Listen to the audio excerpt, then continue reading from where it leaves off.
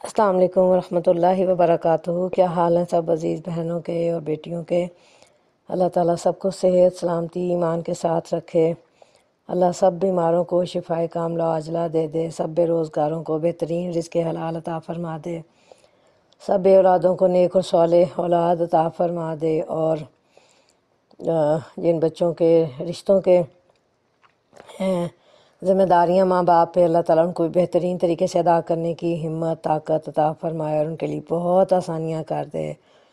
اور جو بچے بے روزگار ہیں، تعلیم مکمل کر چکے ہیں، اللہ ان کو بھی بہترین رزق حلال عطا فرمائے، اور ہم سب کو اس پہ اپنے پاک کلام کے مطابق زندگیاں گزارنے کی توفیق عطا فرما دے۔ یہ جو ہم رمضان المبارک میں یہ کام کر رہے ہیں دورہ قرآن کا، اللہ تعالیٰ بس اس کے ایک آیت کو ہمارے دلوں میں اتارے اور ہمارے عملوں میں ڈال دے انشاءاللہ تعالیٰ۔ آج ہم پارہ نمبر 17 شروع کریں گے، اور سورہ انبیاء ہے۔ سورہ انبیاء جو ہے وہ مکی ہے، اس میں 112 آیات ہیں اور 7 رکوع ہیں، اور اس سورہ کا نام بھی کسی خاص آیت سے ماخوذ نہیں، کیونکہ اس میں مسلسل بہت سے انبیاء کا ذکر آیا، اس لیے اس کا نام الانبیاء رکھ دیا گیا۔ یہ بھی موضوع کے لحاظ سے سورت کا عنوان نہیں، بلکہ محض پہچاننے کے لیے ایک علامت ہے۔ زمانہ نزول جو اس کا ہے وہ مکے کا دور متوسط، یعنی نبی کریم صلی اللہ علیہ وسلم کی مکی زندگی کا تیسرا دور ہے، اور کیونکہ اس کے پس منظر میں حالات کی وہ کیفیت نہیں پائی جاتی جو آخری دور کی صورتوں میں نمایاں طور پر محسوس ہوتی ہے۔ اور اس سورہ کا جو موضوع ہے، اس میں بھی وہ کشمکش زیر بحث ہے جو نبی صلی اللہ علیہ وسلم اور سرداران قریش کے درمیان برپا تھی۔ وہ لوگ یعنی اہل مکہ نبی صلی اللہ علیہ وسلم کے رسالت کے دعوے اور آپ صلی اللہ علیہ وسلم کی دعوت توحید اور عقیدہ آخرت پر جو شکوک اور اعتراضات پیش کرتے تھے، ان کا جواب اللہ کی طرف سے دیا گیا ہے، اور ان کی طرف سے یعنی اہل مکہ کی طرف سے آپ صلی اللہ علیہ وسلم کی مخالفت کی جو چالیں چلی جا رہی تھیں، ان پر اللہ کی طرف سے سخت ناراضگی کا اظہار اور ڈانٹا گیا ہے، اور ان حرکتوں کے برے نتائج سے آگاہ کیا گیا ہے۔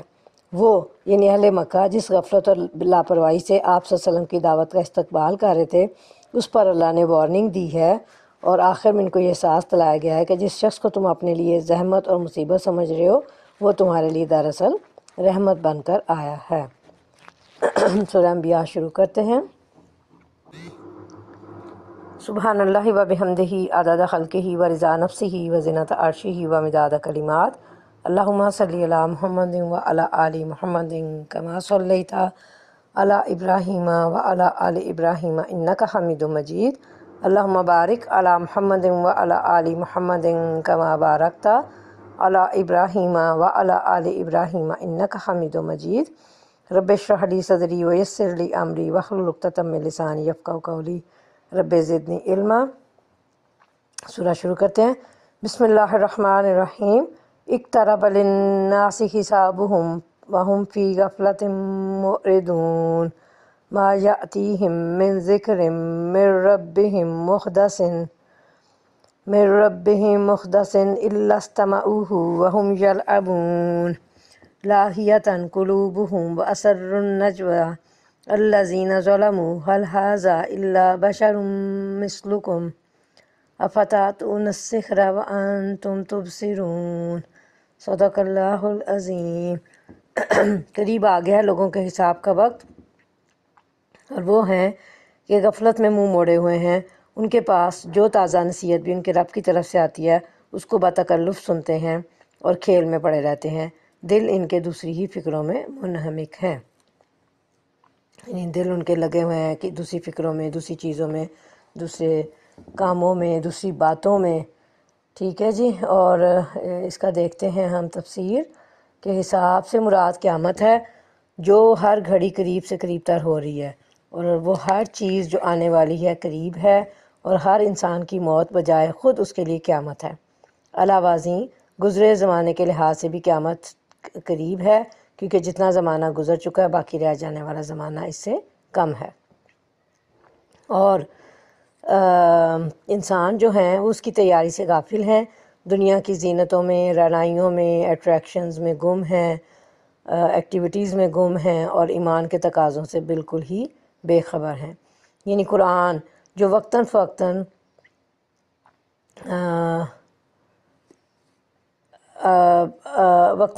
حسب حالات و ضروریات نیا نیا اترتا رہتا ہے، وہ اگرچہ انہی کی نصیحت کے لیے اترتا ہے، لیکن وہ اسے اس طرح سنتے ہیں جیسے وہ اس سے مذاق اور کھیل رہے ہوں، یعنی اس میں تدبر، غور و فکر بالکل بھی نہیں کرتے۔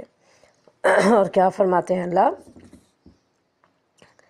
ان کے پاس جو تازہ نصیحت بھی ان کی رب کی طرف سے آتی ہے اس کو بتکلف سنتے ہیں۔ اور پھر آگے اللہ فرماتے ہیں، اور ظالم آپس میں سرگوشیاں کرتے ہیں کہ یہ شخص آخر تم جیسا ایک بشری تو ہے، پھر کیا تم آنکھوں دیکھے جادو کے پھندے میں پھنس جاؤ گے؟ یعنی نبی کا بشر ہونا ان کے لیے ناقابل قبول ہے۔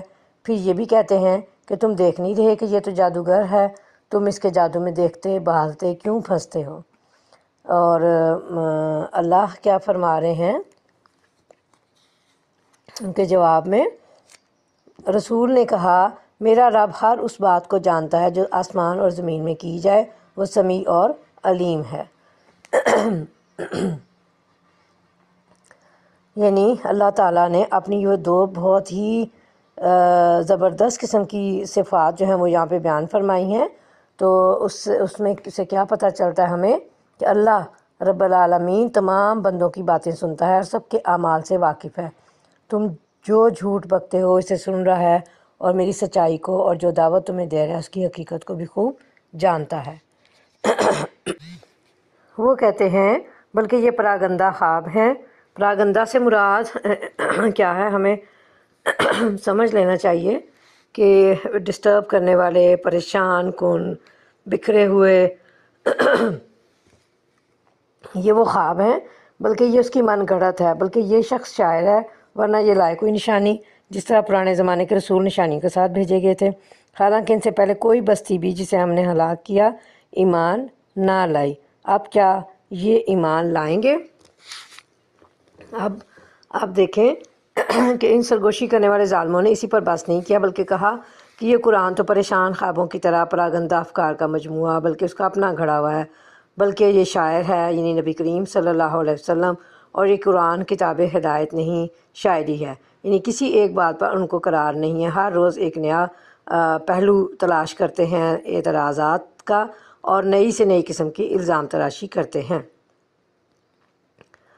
تو اللہ تعالیٰ فرما رہے ہیں کہ جس طرح سمود کے لیے اونٹنی، موسیٰ علیہ السلام کی عصا اور ید بیضا وغیرہ حضرت موسیٰ علیہ السلام کے لیے نشانیاں دی گئی تھیں، وہ ان کے پاس نہیں ہیں۔ اور دوسری بات یہ کہ اللہ فرماتے ہیں کہ جب ہم نشانیاں بھیجتے ہیں تو پھر ہم بستیوں کا بہت بڑا امتحان لیتے ہیں۔ اور ساتھ میں اللہ نے کیا فرمایا کہ ان سے پہلے جتنی بستیاں ہم نے ہلاک کیں، یہ نہیں ہوا کہ ان کی حسب خواہش معجزہ دکھانے پر وہ ایمان لے آئی ہوں، بلکہ معجزہ دیکھ لینے کے باوجود وہ ایمان نہیں لائیں، جس کے نتیجے میں ہلاکت ان کا مقدر بنی۔ تو کیا اگر اہل مکہ ان کی خواہش کے مطابق کوئی نشانی دکھلا دی جائے تو وہ ایمان لے آئیں گے؟ نہیں، ہرگز نہیں، یہ بھی تکذیب یعنی جھٹلائیں گے، اور عناد یعنی دشمنی کے راستے پر ہی بدستور گامزن رہیں گے۔ یہ اللہ کا فیصلہ ہے اور اللہ کا یہ جواب ہے۔ اے نبی صلی اللہ علیہ وسلم، تم سے پہلے بھی ہم نے انسانوں ہی کو رسول بنا کر بھیجا تھا جن پر ہم وحی کیا کرتے تھے۔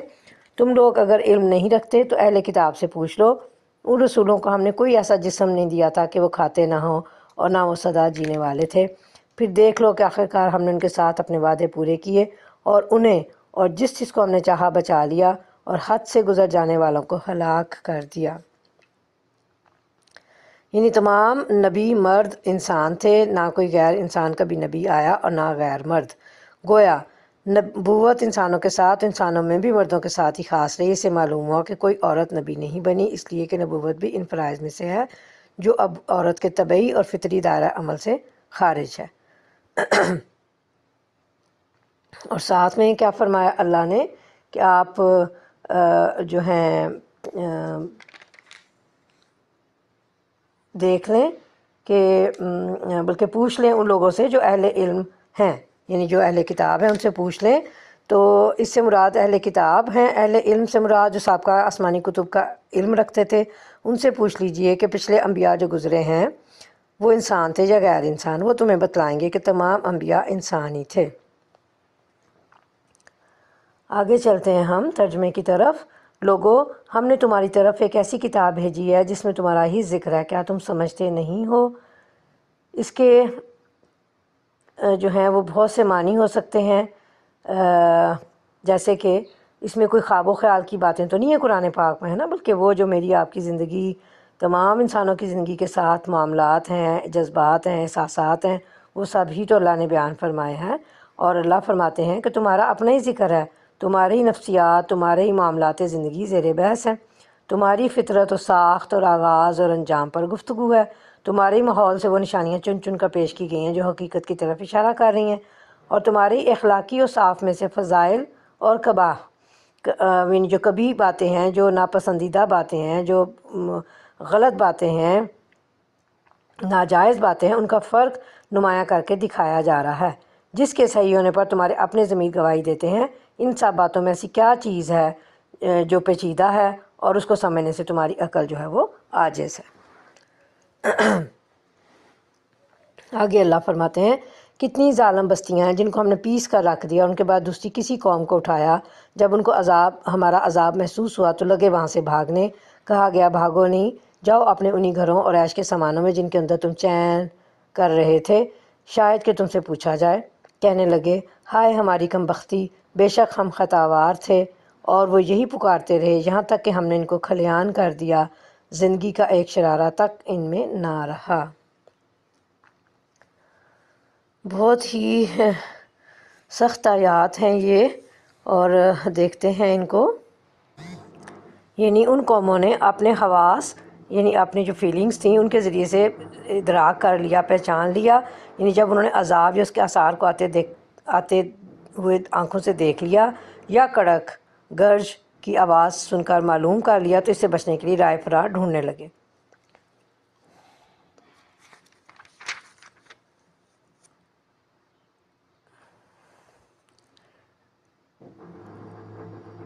اور اللہ فرماتے ہیں کہ جو نعمتیں اور آسائشیں تمہیں حاصل تھیں وہ تمہارے کفر اور سرکشی کا باعث تھیں، اور وہ مکانات جن میں تم رہتے تھے، جن کی خوبصورتی اور پائیداری پر فخر کرتے تھے، ان کی طرف پلٹو۔ تو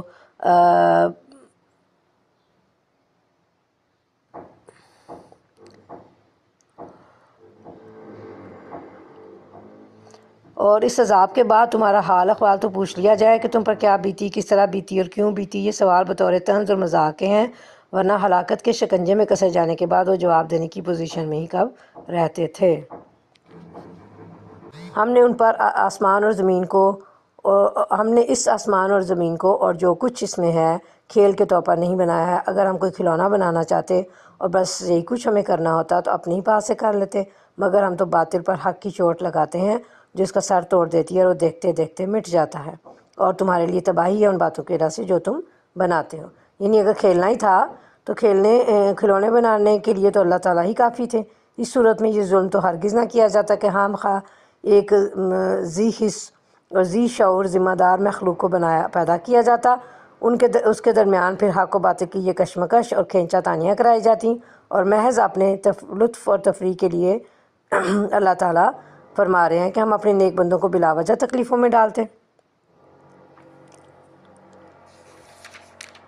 زمین اور آسمانوں میں جو مخلوق بھی ہے اللہ کی ہے، اور جو فرشتے اس کے پاس آتے ہیں وہ نہ اپنے آپ کو بڑا سمجھ کر اس کی بندگی سے سرتابی کرتے ہیں اور نہ ملول ہوتے ہیں، شب و روز اس کی تسبیح کرتے رہتے ہیں، دم نہیں لیتے۔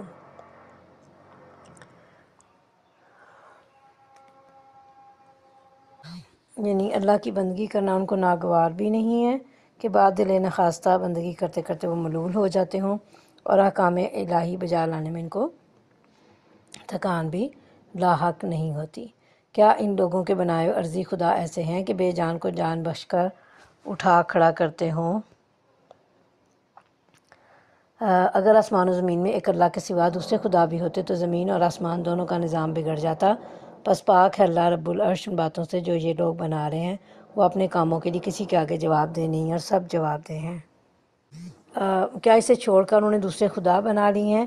اے نبی صلی اللہ علیہ وسلم، ان سے کہو لاؤ اپنی دلیل، یہ کتاب بھی موجود ہے جس میں میرے دور کے لوگوں کے لیے نصیحت ہے، اور وہ کتابیں بھی موجود ہیں جن میں مجھ سے پہلے لوگوں کے لیے نصیحت تھی، مگر ان میں سے اکثر لوگ حقیقت سے بے خبر ہیں، اس لیے منہ موڑے ہوئے ہیں۔ ہم نے تم سے پہلے جو رسول بھی بھیجا اس کو یہی وحی کی ہے کہ میرے سوا کوئی خدا نہیں ہے، بس تم لوگ میری ہی بندگی کرو۔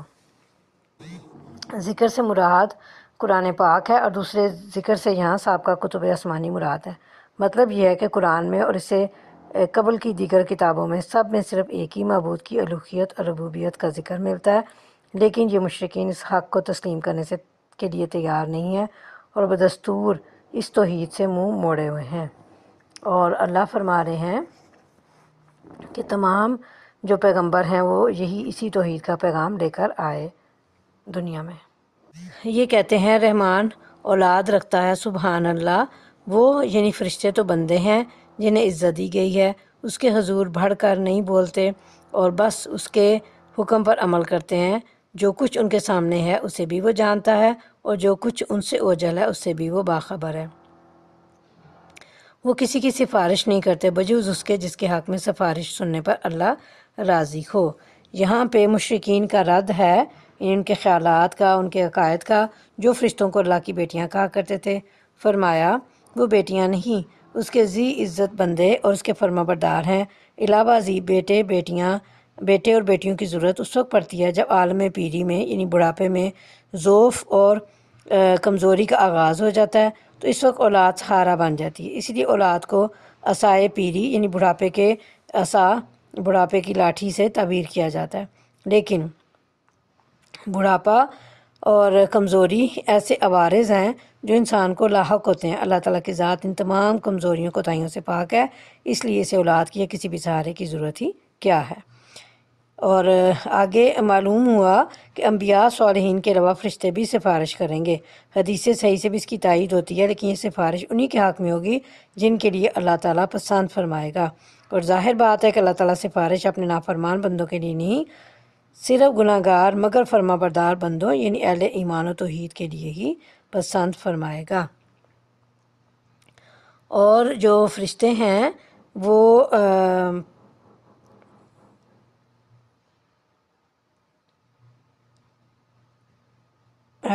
یعنی فرشتوں میں سے بھی اگر کوئی الہ ہونے کا دعویٰ کر دے تو اللہ فرماتے ہیں کہ ہم اسے بھی جہنم میں پھینک دیں گے، اور وہ اس کے خوف سے ڈرتے رہتے ہیں۔ اور جو ان میں سے کوئی کہہ دے کہ اللہ کے سوا میں بھی خدا ہوں تو اسے ہم جہنم کی سزا دیں، ہمارے ہاں ظالموں کا یہی بدلہ ہے۔ آگے اللہ فرماتے ہیں کیا وہ لوگ جنہوں نے نبی صلی اللہ علیہ وسلم کی بات ماننے سے انکار کر دیا ہے غور نہیں کرتے کہ یہ سب آسمان اور زمین باہم ملے ہوئے تھے، پھر ہم نے انہیں جدا کیا اور پانی سے ہر زندہ چیز پیدا کی؟ کیا وہ ہماری اس خلاقی کو نہیں مانتے؟ اور ہم نے زمین میں پہاڑ جما دیے تاکہ وہ انہیں لے کر ڈھلک نہ جائے، اور اس میں کشادہ راہیں بنا دیں شاید کہ لوگ اپنا راستہ معلوم کر لیں۔ اور ہم نے آسمان کو ایک محفوظ چھت بنا دیا، مگر یہ ہیں کہ کائنات کی نشانیوں کی طرف توجہ ہی نہیں کرتے۔ اور وہ اللہ ہی ہے جس نے رات اور دن بنائے اور سورج اور چاند کو پیدا کیا، سب ایک ایک فلک میں تیر رہے ہیں۔ اللہ تعالیٰ سوال کر رہے ہیں کہ کیا انہوں نے غور و فکر نہیں کیا کہ آسمان و زمین باہم ملے ہوئے اور ایک دوسرے کے ساتھ پیوست تھے؟ ہم نے ان کو ایک دوسرے سے الگ کیا، آسمانوں کو اوپر کر دیا جس سے بارش برستی ہے، اور زمین کو اپنی جگہ پر رہنے دیا تاہم وہ پیداوار کے قابل ہو گئی۔ اور پھر اللہ فرماتے ہیں کہ اس سے مراد اگر بارش اور چشموں کا پانی ہے تب بھی واضح ہے کہ اس سے روئیدگی ہوتی ہے اور ہر ذی روح کو حیات نو ملتی ہے۔ اور اگر مراد نطفہ ہے تو اس میں بھی کوئی اشکال نہیں کہ ہر زندہ چیز کے وجود کے باعث وہ قطرہ آب جو نر کی سلب سے نکلتا ہے اور مادہ کے رحم میں جا کر قرار پکڑتا ہے۔ یعنی اگر یہ زمین پر بڑے بڑے پہاڑ نہ ہوتے تو زمین میں جنبش اور لرزش ہوتی رہتی، جس کی وجہ سے انسانوں اور حیوانوں کے لیے زمین مسکن اور مستقر بننے کی صلاحیت سے محروم رہتی۔ ہم نے پہاڑوں کا بوجھ اس پر ڈال کر اسے ڈاواں ڈول ہونے سے محفوظ کر دیا۔ اور آگے اللہ فرماتے ہیں کہ پہاڑوں میں جو ہے کشادہ راستے بنا دیے یا پہاڑوں میں درے رکھ دیے جس سے ایک علاقے سے دوسرے علاقے میں آنا جانا آسان ہو گیا۔ اور زمین کے لیے محفوظ چھت جس طرح خیمے اور کبے کی چھت ہوتی ہے، یا اس معنی میں محفوظ کہ ان کو زمین پر گرنے سے روک رکھا ہے، ورنہ زمین پر گر پڑیں تو زمین کا سارا نظام جو ہے وہ درم برم ہو جائے، چاند اور سورج وغیرہ، ٹھیک ہے جی۔ اور رات کو آرام اور دن کو معاش کے لیے بنایا، سورج کو دن کی روشنی، چاند کو رات کی نشانی بنایا، تاکہ مہینوں اور سالوں کا حساب کیا جا سکے، جو انسان کی اہم ضروریات میں سے ہے۔ اور یہ چاند اور سورج اپنے اپنے مدار پر تیرتے یعنی رواں دواں رہتے ہیں۔ آگے اللہ فرما رہے ہیں، اور اے نبی صلی اللہ علیہ وسلم، ہمیشگی تو ہم نے تم سے پہلے بھی کسی انسان کے لیے نہیں رکھی ہے، اگر تم مر گئے تو کیا یہ لوگ ہمیشہ جیتے رہیں گے؟ ہر جاندار کو موت کا مزہ چکھنا ہے، اور ہم اچھے اور برے حالات میں ڈال کر تم سب کی آزمائش کر رہے ہیں، آخر کار تمہیں ہماری ہی طرف پلٹنا ہے۔ منکرین حق جب تمہیں دیکھتے ہیں تو تمہارا مذاق بنا لیتے ہیں، کہتے ہیں کہ یہ ہے وہ شخص جو تمہارے خداؤں کا ذکر کیا کرتا ہے، اور ان کا اپنا حال یہ ہے کہ رحمان کے ذکر سے منکر ہیں۔ یہ کفار کے جواب ہے نبی صلی اللہ علیہ وسلم کی بابت جو کہتے تھے وہ کہ ایک دن اسے مر ہی جانا ہے۔ اللہ نے فرمایا موت تو ہر انسان کو آنی ہے، اور اس اصول سے یقیناً محمد رسول اللہ صلی اللہ علیہ وسلم بھی مستثنیٰ نہیں، کیونکہ وہ بھی انسان ہی ہیں، اور ہم نے کسی انسان کے لیے بھی دوام اور ہمیشگی نہیں رکھی ہے۔ اور پھر اللہ فرماتے ہیں آگے کہ کسی بھی یعنی کبھی مصائب و آلام سے دوچار کر کے، اور کبھی دنیا کے وسائل فراواں سے بہراور کر کے، کبھی صحت اور فراخی کے ذریعے سے، اور کبھی تنگی اور بیماری کے ذریعے سے، کبھی تونگری دے کر یعنی دولت دے کر، خوشحالی دے کر، کبھی فقر و فاقہ میں مبتلا کر کے ہم آزماتے ہیں، تاکہ ہم دیکھیں کہ شکر گزاری کون کرتا ہے اور ناشکری کون، اور صبر کون کرتا ہے اور ناصبری کون۔ انسان جلد باز مخلوق ہے، ابھی میں تم کو اپنی نشانیاں دکھائے دیتا ہوں، مجھ سے جلدی نہ مچاؤ۔ یہ لوگ کہتے ہیں آخر یہ دھمکی پوری کب ہوگی؟ اگر تم سچے ہو، کاش ان کافروں کو اس وقت کا کچھ علم ہوتا، جبکہ یہ نہ اپنے منہ آگ سے بچا سکیں گے، نہ اپنی پیٹھیں، اور نہ ان کو کہیں سے مدد پہنچے گی۔ وہ بلا اچانک آئے گی اور انہیں اس طرح یک لخت دبوچ لے گی کہ یہ نہ اس کو دفع کر سکیں گے، اور نہ ان کو لمحہ بھر مہلت ہی مل سکے گی۔ مذاق تم سے پہلے بھی رسولوں کا اڑایا جا چکا ہے، مگر ان کا مذاق اڑانے والے بھی اسی چیز کے پھیر میں آ کر ہے جس کا وہ مذاق اڑاتے تھے۔ یہ کفار کے مطالبہ عذاب کے جواب میں اللہ فرما رہے ہیں کہ چونکہ انسان کی فطرت میں عجلت اور جلد بازی ہے، اس لیے وہ پیغمبر سے بھی جلدی مطالبہ کرنے لگ جاتا ہے کہ اپنے اللہ سے کہہ کر ہم پر فوراً عذاب نازل کروا دے۔ اللہ نے فرمایا جلدی مت کرو، میں عنقریب اپنی نشانیاں تمہیں دکھاؤں گا۔ ان نشانیوں سے مراد عذاب بھی ہو سکتا ہے، اور صداقت رسول صلی اللہ علیہ وسلم کے دلائل اور براہین بھی۔ اور پھر اللہ فرماتے ہیں کہ اگر یہ جان لیتے تو پھر عذاب کا جلدی مطالبہ نہ کرتے، یا یقیناً جان لیتے کہ قیامت آنے والی ہے، یا کفر پر قائم نہ رہتے بلکہ ایمان لے آتے، اور انہیں کچھ بھی سجائی نہیں دے گا کہ وہ کیا کریں جب وہ مصیبت آ جائے گی، یعنی قیامت کی گھڑی۔ اور رسول اللہ صلی اللہ علیہ وسلم کو تسلی دی جا رہی ہے کہ مشرکین کے مذاق اڑانے اور ان کے جھٹلانے سے بد دل نہ ہوں، یہ کوئی نئی بات نہیں ہے، تو اس سے پہلے آنے والے پیغمبروں کے ساتھ بھی یہی معاملہ کیا گیا، بالآخر وہی عذاب ان پر الٹ پڑا، یعنی اس نے انہیں گھیر لیا، اسی عذاب نے جس کا وہ مذاق اڑایا کرتے تھے۔ اے نبی صلی اللہ علیہ وسلم، ان سے کہو کون ہے جو رات کو یا دن کو تمہیں رحمان سے بچا سکتا ہو، مگر یہ اپنے رب کی نصیحت سے منہ موڑ رہے ہیں۔ کیا یہ کچھ ایسے خدا رکھتے ہیں جو ہمارے مقابلے میں ان کی حمایت کریں؟ وہ تو نہ خود اپنی مدد کر سکتے ہیں اور نہ ہماری ہی تائید ان کو حاصل ہے۔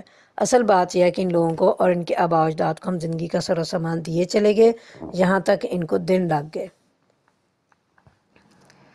یعنی ان کے آباء و اجداد کی زندگیاں اگر عیش و راحت میں گزر گئیں تو کیا وہ سمجھتے ہیں کہ وہ صحیح راستے پر ہیں، اور آئندہ بھی انہیں کچھ نہیں ہوگا؟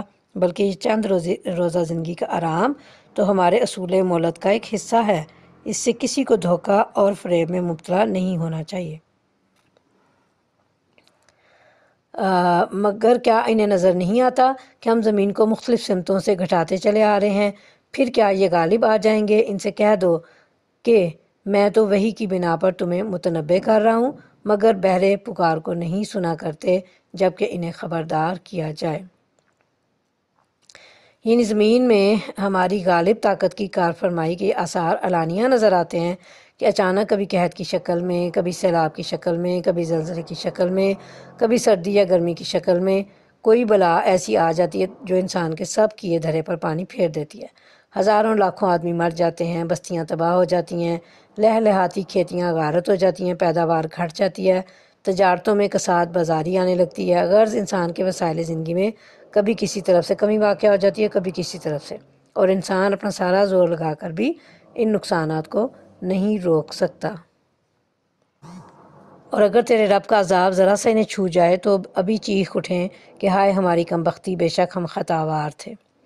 قیامت کے روز ہم ٹھیک ٹھیک تولنے والے ترازو رکھ دیں گے، پھر کسی شخص پر ذرا برابر ظلم نہ ہوگا، جس کا رائی کے دانے کے برابر بھی کچھ کیا دھرا ہوگا وہ ہم سامنے لے آئیں گے، اور حساب لگانے کے لیے ہم کافی ہیں۔ موازین، میزان یعنی ترازو کی جمع ہے۔ مطلب یہ ہے کہ اعمال کے وزن تولنے کے لیے قیامت والے دن یا تو کئی ترازو ہوں گے، اور اسی طرح ترازو جو ہے اللہ تعالیٰ کی شان قدرت کے لیے استعمال کیا گیا ہے۔ انسان کے اعمال تو اعراض ہیں، یعنی ان کا کوئی ظاہری وجود یا جسم تو ہے نہیں، پھر وزن کس طرح ہوگا؟ یہ سوال آج سے قبل تک تو شاید کوئی اہمیت رکھتا ہو، لیکن آج سائنسی ایجادات نے اسے ممکن بنا دیا ہے۔ اب ان ایجادات کے ذریعے سے اعراض کا اور بے وزن چیزوں کا وزن بھی تولا جانے لگا ہے۔ جب انسان اس بات پر قادر ہو گیا ہے تو اللہ تعالیٰ کے لیے ان اعمال کا جو اعراض ہیں وزن کرنا کون سا مشکل ہمارا ہے؟ اس کی تو شان ہی علی کل شیء قدیر ہے۔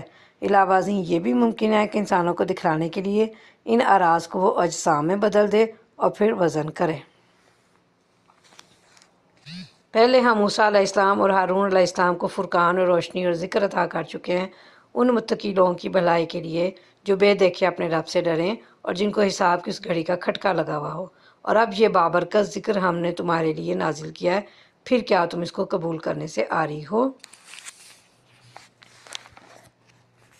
یہ متقین کی صفات بیان فرمائی گئی ہیں کہ جو بغیر دیکھے اپنے رب کو دیکھے بغیر اسے خوف کھاتے ہیں اور قیامت کے تصور سے ہی کانپتے رہتے ہیں۔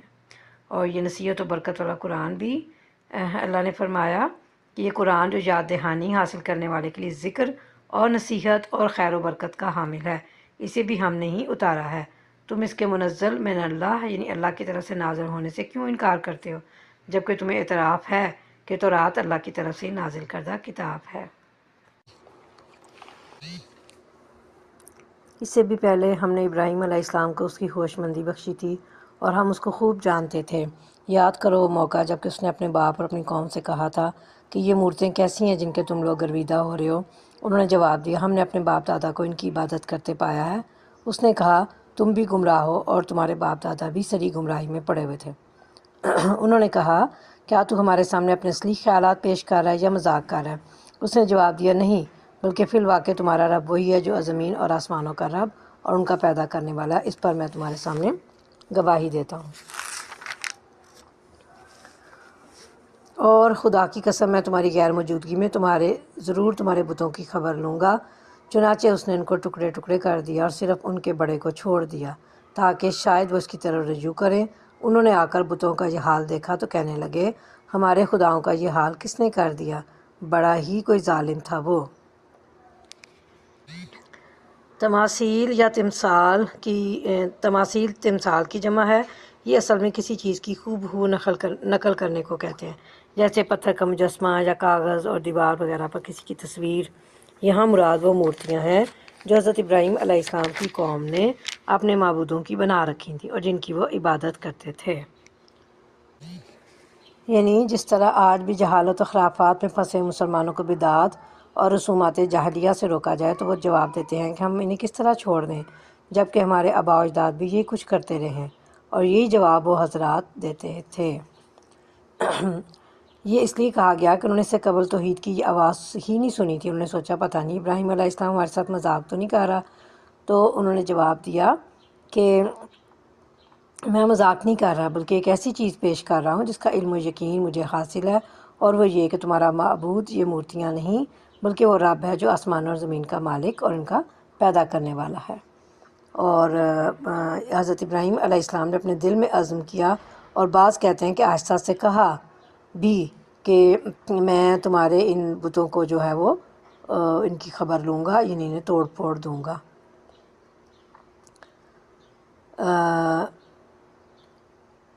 چنانچہ وہ جس دن اپنی عید یا کوئی جشن مناتے تھے، ساری قوم اس کے لیے باہر چلی گئی، اور ابراہیم علیہ السلام نے موقع غنیمت جان کر انہیں توڑ پھوڑ کر رکھ دیا،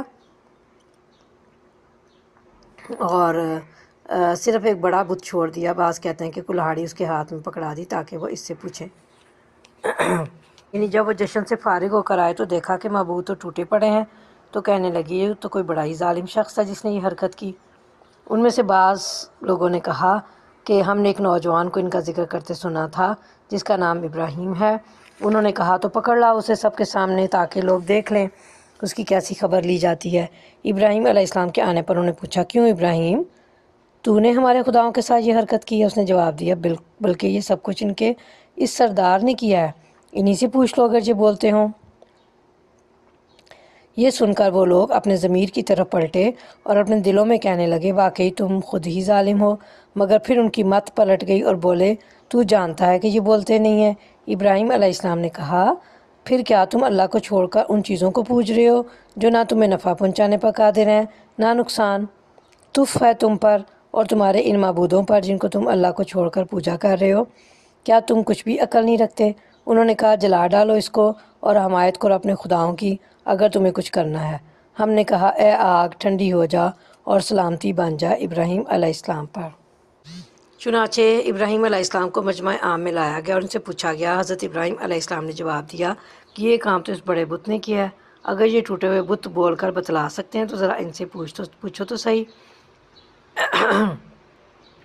یہ انہوں نے تنزیہ فرمایا تاکہ وہ یہ بات جان لیں کہ جو نہ بول سکتا ہو نہ کسی چیز سے آگاہی کی صلاحیت رکھتا ہو وہ معبود نہیں ہو سکتا، اور اس پر الہ یعنی اللہ ہونے کا اطلاق بھی ٹھیک نہیں ہے۔ حضرت ابراہیم علیہ السلام کے جواب سے وہ لوگ سوچ میں پڑ گئے اور ایک دوسرے کو لاجواب ہو کر کہنے لگے واقعی ظالم تو تم ہی ہو جو اپنی جان سے دفع مضرت پر اور نقصان پہنچانے والے کا ہاتھ پکڑنے پر قادر نہیں، وہ مستحق عبادت کیوں کر ہو سکتا ہے؟ پھر اے ابراہیم علیہ السلام تو ہمیں یہ کیوں کہہ رہا ہے کہ ان سے پوچھو اگر یہ بول سکتے ہیں، جبکہ تو اچھی طرح جانتا ہے کہ یہ بولنے کی طاقت سے محروم ہے۔ یعنی جب وہ خود ان کی بے بسی کے اعتراف پر مجبور ہو گئے تو پھر ان کی بے عقلی پر افسوس کرتے ہوئے کہا کہ اللہ کو چھوڑ کر ایسے بے بسوں کی تم عبادت کرتے ہو۔ جب حضرت ابراہیم علیہ السلام نے اپنی حجت تمام کر دی، ان کی ضلالت اور سفاہت یعنی بے وقوفی، حماقت، جہالت کو ایسے طریقے سے ان پر واضح کر دیا کہ وہ لاجواب ہو گئے، تو چونکہ وہ توفیق ہدایت سے محروم تھے اور کفر و شرک نے ان کے دلوں کو بے نور کر دیا تھا، اس لیے بجائے اس کے کہ وہ شرک سے تائب ہوتے، الٹا ابراہیم علیہ السلام کے خلاف سخت اقدام کرنے پر آمادہ ہو گئے اور اپنے معبودوں کی دہائی دیتے ہوئے انہیں آگ میں جھونک دینے کی تیاری شروع کر دی۔ چنانچہ آگ کا ایک بہت بڑا الاؤ تیار کیا گیا اور اس میں حضرت ابراہیم علیہ السلام کو کہا جاتا ہے کہ منجنیق کے ذریعے سے پھینکا، لیکن اللہ تعالیٰ نے آگ کو حکم دیا کہ ابراہیم علیہ السلام کے لیے برد اور سلامتی بن جا، یعنی ٹھنڈی ہو جا اور سلامتی بن جا۔ یہ ایک بہت بڑا معجزہ ہے جو آسمان سے باتیں کرتی ہوئی دہکتی آگ کے گل و گلزار بن جانے کی صورت میں حضرت ابراہیم علیہ السلام کے لیے اللہ کی مشیت سے ظاہر ہوا۔ اس طرح اللہ نے اپنے بندوں کو دشمنوں کی سازش سے بچا لیا۔ وہ چاہتے تھے کہ ابراہیم علیہ السلام کے ساتھ برائی کریں، مگر ہم نے ان کو بری طرح ناکام کر دیا، اور ہم اسے یعنی حضرت ابراہیم علیہ السلام اور لوط علیہ السلام کو بچا کر اس سرزمین کی طرف نکال لے گئے جس میں ہم نے دنیا والوں کے لیے برکتیں رکھی ہیں۔ اس سے مراد اکثر مفسرین کے نزدیک ملک شام ہے، جسے شادابی اور پھلوں اور نہروں کی کثرت نیز انبیاء علیہم السلام کا مسکن ہونے کی بنا پر بابرکت کہا گیا ہے۔ آگے اللہ فرماتے ہیں وَوَهَبْنَا لَهُ إِسْحَاقَ وَيَعْقُوبَ نَافِلَةً وَكُلًّا جَعَلْنَا صَالِحِينَ، اور ہم نے اسے اسحاق عطا فرمایا اور یعقوب اس پر مزید، یعنی یعقوبہ نافلہ زائد کو کہتے ہیں۔ حضرت ابراہیم علیہ السلام نے تو صرف بیٹے کے لیے دعا کی تھی اور ہم نے بغیر دعا کے مزید پوتا بھی عطا کر دیا اور ہر ایک کو صالح بنایا، اور ہم نے ان کو امام بنا دیا جو ہمارے حکم سے رہنمائی کرتے تھے، اور ہم نے انہیں وحی کے ذریعہ نیک کاموں کی اور نماز قائم کرنے اور زکوٰۃ دینے کی ہدایت کی، اور وہ ہمارے عبادت گزار تھے۔ حضرت لوط علیہ السلام حضرت ابراہیم علیہ السلام کے بھائی کے بیٹے یعنی بھتیجے، اور حضرت ابراہیم علیہ السلام پر ایمان لانے والے اور ان کے ساتھ عراق سے ہجرت کر کے شام جانے والوں میں سے تھے۔ اللہ نے ان کو بھی علم و حکمت یعنی نبوت سے نوازا۔ یہ جس علاقے میں نبی بنا کر بھیجے گئے اسے امورا اور صدوم کہا جاتا ہے۔ یہ فلسطین کے بحیرہ مردار سے متصل بجانب اردن ایک شاداب علاقہ تھا جس کا بڑا حصہ اب بحیرہ مردار کا جزو ہے۔ ان کی قوم لواطت جیسے فعل شنی، گزرگاہوں پر بیٹھ کر آنے جانے والوں پر آوازیں کسنا اور انہیں تنگ کرنا وغیرہ میں ممتاز تھی، جسے اللہ نے یہاں خبائث یعنی پلید کاموں سے تعبیر فرمایا ہے۔ بالآخر حضرت لوط علیہ السلام کو اپنی رحمت میں داخل کر کے یعنی انہیں اور ان کے متبعین کو بچا کر قوم کو تباہ کر دیا گیا۔ اور لوط علیہ السلام کو ہم نے حکم اور علم بخشا اور اسے اس بستی سے بچا کر نکال دیا جو بدکاریاں کرتی تھی۔ در حقیقت وہ بڑی ہی بری فاسق قوم تھی، اور لوط کو ہم نے رحمت میں داخل کیا، وہ صالح لوگوں میں سے تھا۔ اور یہی نعمت ہم نے نوح علیہ السلام کو دی۔ یاد کرو جبکہ ان سب سے پہلے اس نے ہمیں پکارا تھا، ہم نے اس کی دعا قبول کی اور اسے اور اس کے گھر والوں کو کرب عظیم سے نجات دی، اور اس قوم کے مقابلے میں اس کی مدد کی جس نے ہماری آیات کو جھٹلا دیا تھا۔ وہ بڑے برے لوگ تھے، پس ہم نے ان سب کو غرق کر دیا۔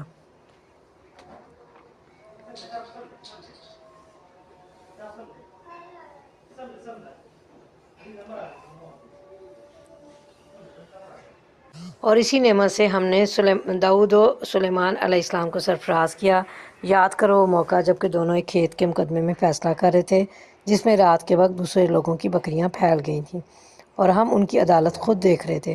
اس وقت ہم نے صحیح فیصلہ سلیمان علیہ السلام کو سمجھا دیا، حالانکہ حکم اور علم ہم نے دونوں ہی کو عطا کیا تھا۔ حکم سے مراد حکمت اور معاملہ فہمی ہے، اور معاملات کا بہترین طریقے سے فیصلہ کرنا بھی ہے۔ اچھا جی، مفسرین نے یہ قصہ اس طرح بیان فرمایا ہے کہ ایک شخص کی بکریاں دوسرے شخص کے کھیت میں رات کو جا گھسیں اور اس کی کھیتی چر گئیں۔ حضرت داؤد علیہ السلام نے جو پیغمبر ہونے کے ساتھ ساتھ حکمران بھی تھے فیصلہ دیا کہ بکریاں کھیت والا لے لے تاکہ اس کے نقصان کی تلافی ہو جائے۔ حضرت سلیمان علیہ السلام نے اس فیصلے سے اختلاف کیا اور یہ فیصلہ دیا کہ بکریاں کچھ عرصے کے لیے کھیتی کے مالک کو دے دی جائیں، وہ ان سے انتفاع کرے اور کھیتی بکری والے کے سپرد کر دی جائے تاکہ وہ کھیتی کی آبپاشی دیکھ بھال کر کے اسے صحیح کرے۔ جب وہ اس حالت میں آ جائے جو بکریوں کے چلنے سے پہلے تھی تو کھیتی والے کو اور بکریاں بکری والے کو واپس کر دی جائیں۔ پہلے فیصلے کے مقابلے میں دوسرا فیصلہ اس لحاظ سے زیادہ بہتر تھا کہ اس میں کسی کو بھی اپنی چیز سے محروم نہیں ہونا پڑا، جبکہ پہلے فیصلے میں بکری والے اپنی بکریوں سے محروم کر دیے گئے تھے۔ تاہم اللہ تعالیٰ نے داؤد علیہ السلام کی بھی تعریف کی اور فرمایا کہ ہم نے ہر ایک کو داؤد علیہ السلام اور سلیمان علیہ السلام دونوں کو علم و حکمت سے نوازا تھا۔ آجو داؤد کے ساتھ ہم نے پہاڑوں اور پرندوں کو مسخر کر دیا تھا جو تسبیح کرتے تھے، اس فعل کے کرنے والے ہم ہی تھے، اور ہم نے اس کو تمہارے فائدے کے لیے ذرہ بنانے کی سنت سکھا دی تھی تاکہ تم کو ایک دوسرے کی مار سے بچائے۔ پھر کیا تم شکر گزار ہو؟ اور سلیمان علیہ السلام کے لیے ہم نے تیز ہوا کو مسخر کر دیا تھا جو اس کے حکم سے سرزمین کی طرف چلتی تھی جس میں ہم نے برکتیں رکھی ہیں۔ ہم ہر چیز کا علم رکھنے والے تھے، اور شیاطین میں سے ہم نے ایسے بہت سوں کو اس کے تابع بنا دیا تھا جو اس کے لیے غوطے لگاتے اور اس کے سوا دوسرے کام کرتے تھے۔ ان سب کے نگران ہم ہی تھے۔ اس سے مراد یہ نہیں کہ پہاڑ ان کی تسبیح کی آواز سے گونج اٹھتے تھے، کیونکہ اس میں تو کوئی اعجاز ہی باقی نہیں رہتا، اور جو کوئی بھی اونچی آواز میں بولے گا تو پہاڑوں میں یہ آواز گونج پیدا کرتی ہے، بلکہ مطلب اس کا یہ تھا کہ حضرت داؤد علیہ السلام کی تسبیح کے ساتھ پہاڑوں کا بھی تسبیح پڑھنا، یعنی پرندے بھی داؤد علیہ السلام کی پرسوز آواز سن کر اللہ کی تسبیح کرنے لگتے۔ یعنی لوہے کو ہم نے داؤد علیہ السلام کے لیے نرم کر دیا تھا، وہ اس سے جنگی لباس لوہے کی زریں تیار کرتے تھے جو جنگ میں تمہاری حفاظت کا ذریعہ ہیں۔ حضرت قتادہ فرماتے ہیں کہ حضرت داؤد علیہ السلام سے پہلے بھی زریں بنتی تھیں، لیکن وہ سادہ بغیر کنڈوں بغیر حلقوں کی ہوتی تھیں۔ حضرت داؤد علیہ السلام پہلے شخص ہیں جنہوں نے کنڈے دار اور حلقے والی زریں بنائیں۔ اور جس طرح پہاڑ اور پرندے حضرت داؤد علیہ السلام کے لیے مسخر کر دیے گئے تھے، اسی طرح ہوا حضرت سلیمان علیہ السلام کے تابع کر دی گئی تھی۔ وہ اپنے ایان سلطنت سمیت تخت پر بیٹھ جاتے تھے اور جہاں چاہتے مہینوں کی مسافت لمحوں اور ساعتوں میں طے کر کے وہاں پہنچ جاتے۔ ہوا آپ کے تخت کو اڑا کر لے جاتی۔ بابرکت زمین سے مراد شام کا علاقہ ہے۔ جنات بھی حضرت سلیمان علیہ السلام کے تابع تھے، جن کے حکم سے سمندروں میں غوطے لگاتے اور موتی اور جواہر نکال لاتے۔ اسی طرح دیگر عمارتی کام جو آپ چاہتے کرتے تھے۔ یہاں پہ اللہ نے فرمایا کہ ان سب کے نگران ہم ہی تھے، یعنی جنوں کے اندر جو سرکشی اور فساد کا مادہ ہے، اس سے ہم نے سلیمان علیہ السلام کی حفاظت کی اور وہ ان کے آگے سرتابی کی مجال نہیں رکھتے تھے۔ اور یہی ہوشمندی اور حکم و علم کی نعمت ہم نے ایوب کو دی تھی۔ یاد کرو جب کہ اس نے اپنے رب کو پکارا کہ مجھے بیماری لگ گئی ہے اور تو ارحم الراحمین ہے۔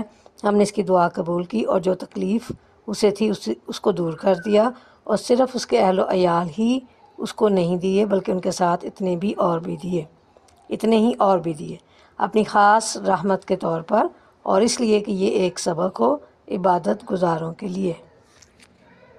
حضرت ایوب علیہ السلام کی آزمائشیں اور تکلیفیں کیا تھیں، ان کو دیکھتے ہیں کہ اللہ تعالیٰ نے انہیں مال و دولت دنیا اور اولاد وغیرہ سے نوازا ہوا تھا۔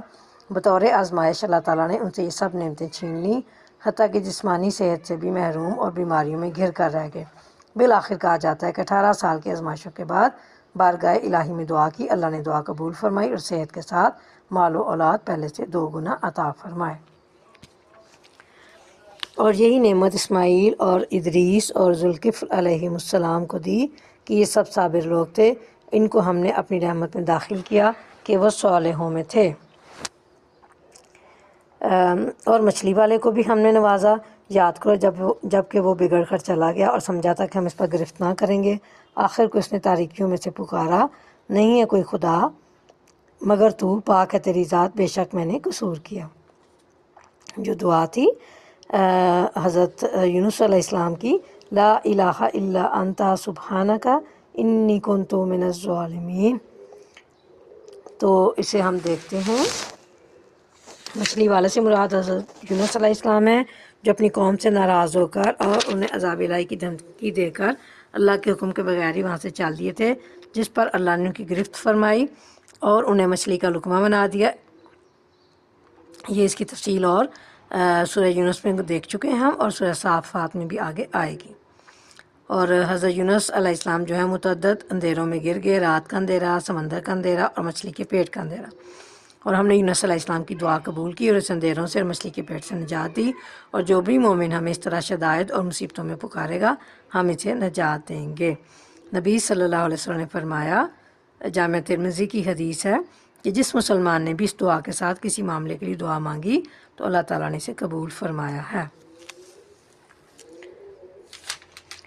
تب ہم نے اس کی دعا قبول کی اور غم سے اس کو نجات دی، اور اس طرح ہم مومنوں کو بچا لیا کرتے ہیں۔ اور زکریا علیہ السلام کو جب کہ اس نے اپنے رب کو پکارا کہ اے پروردگار مجھے اکیلا نہ چھوڑ اور بہترین وارث تو ہی ہے، بس ہم نے اس کی دعا قبول کی اور اسے یحییٰ عطا کیا اور اس کی بیوی کو اس کے لیے درست کر دیا۔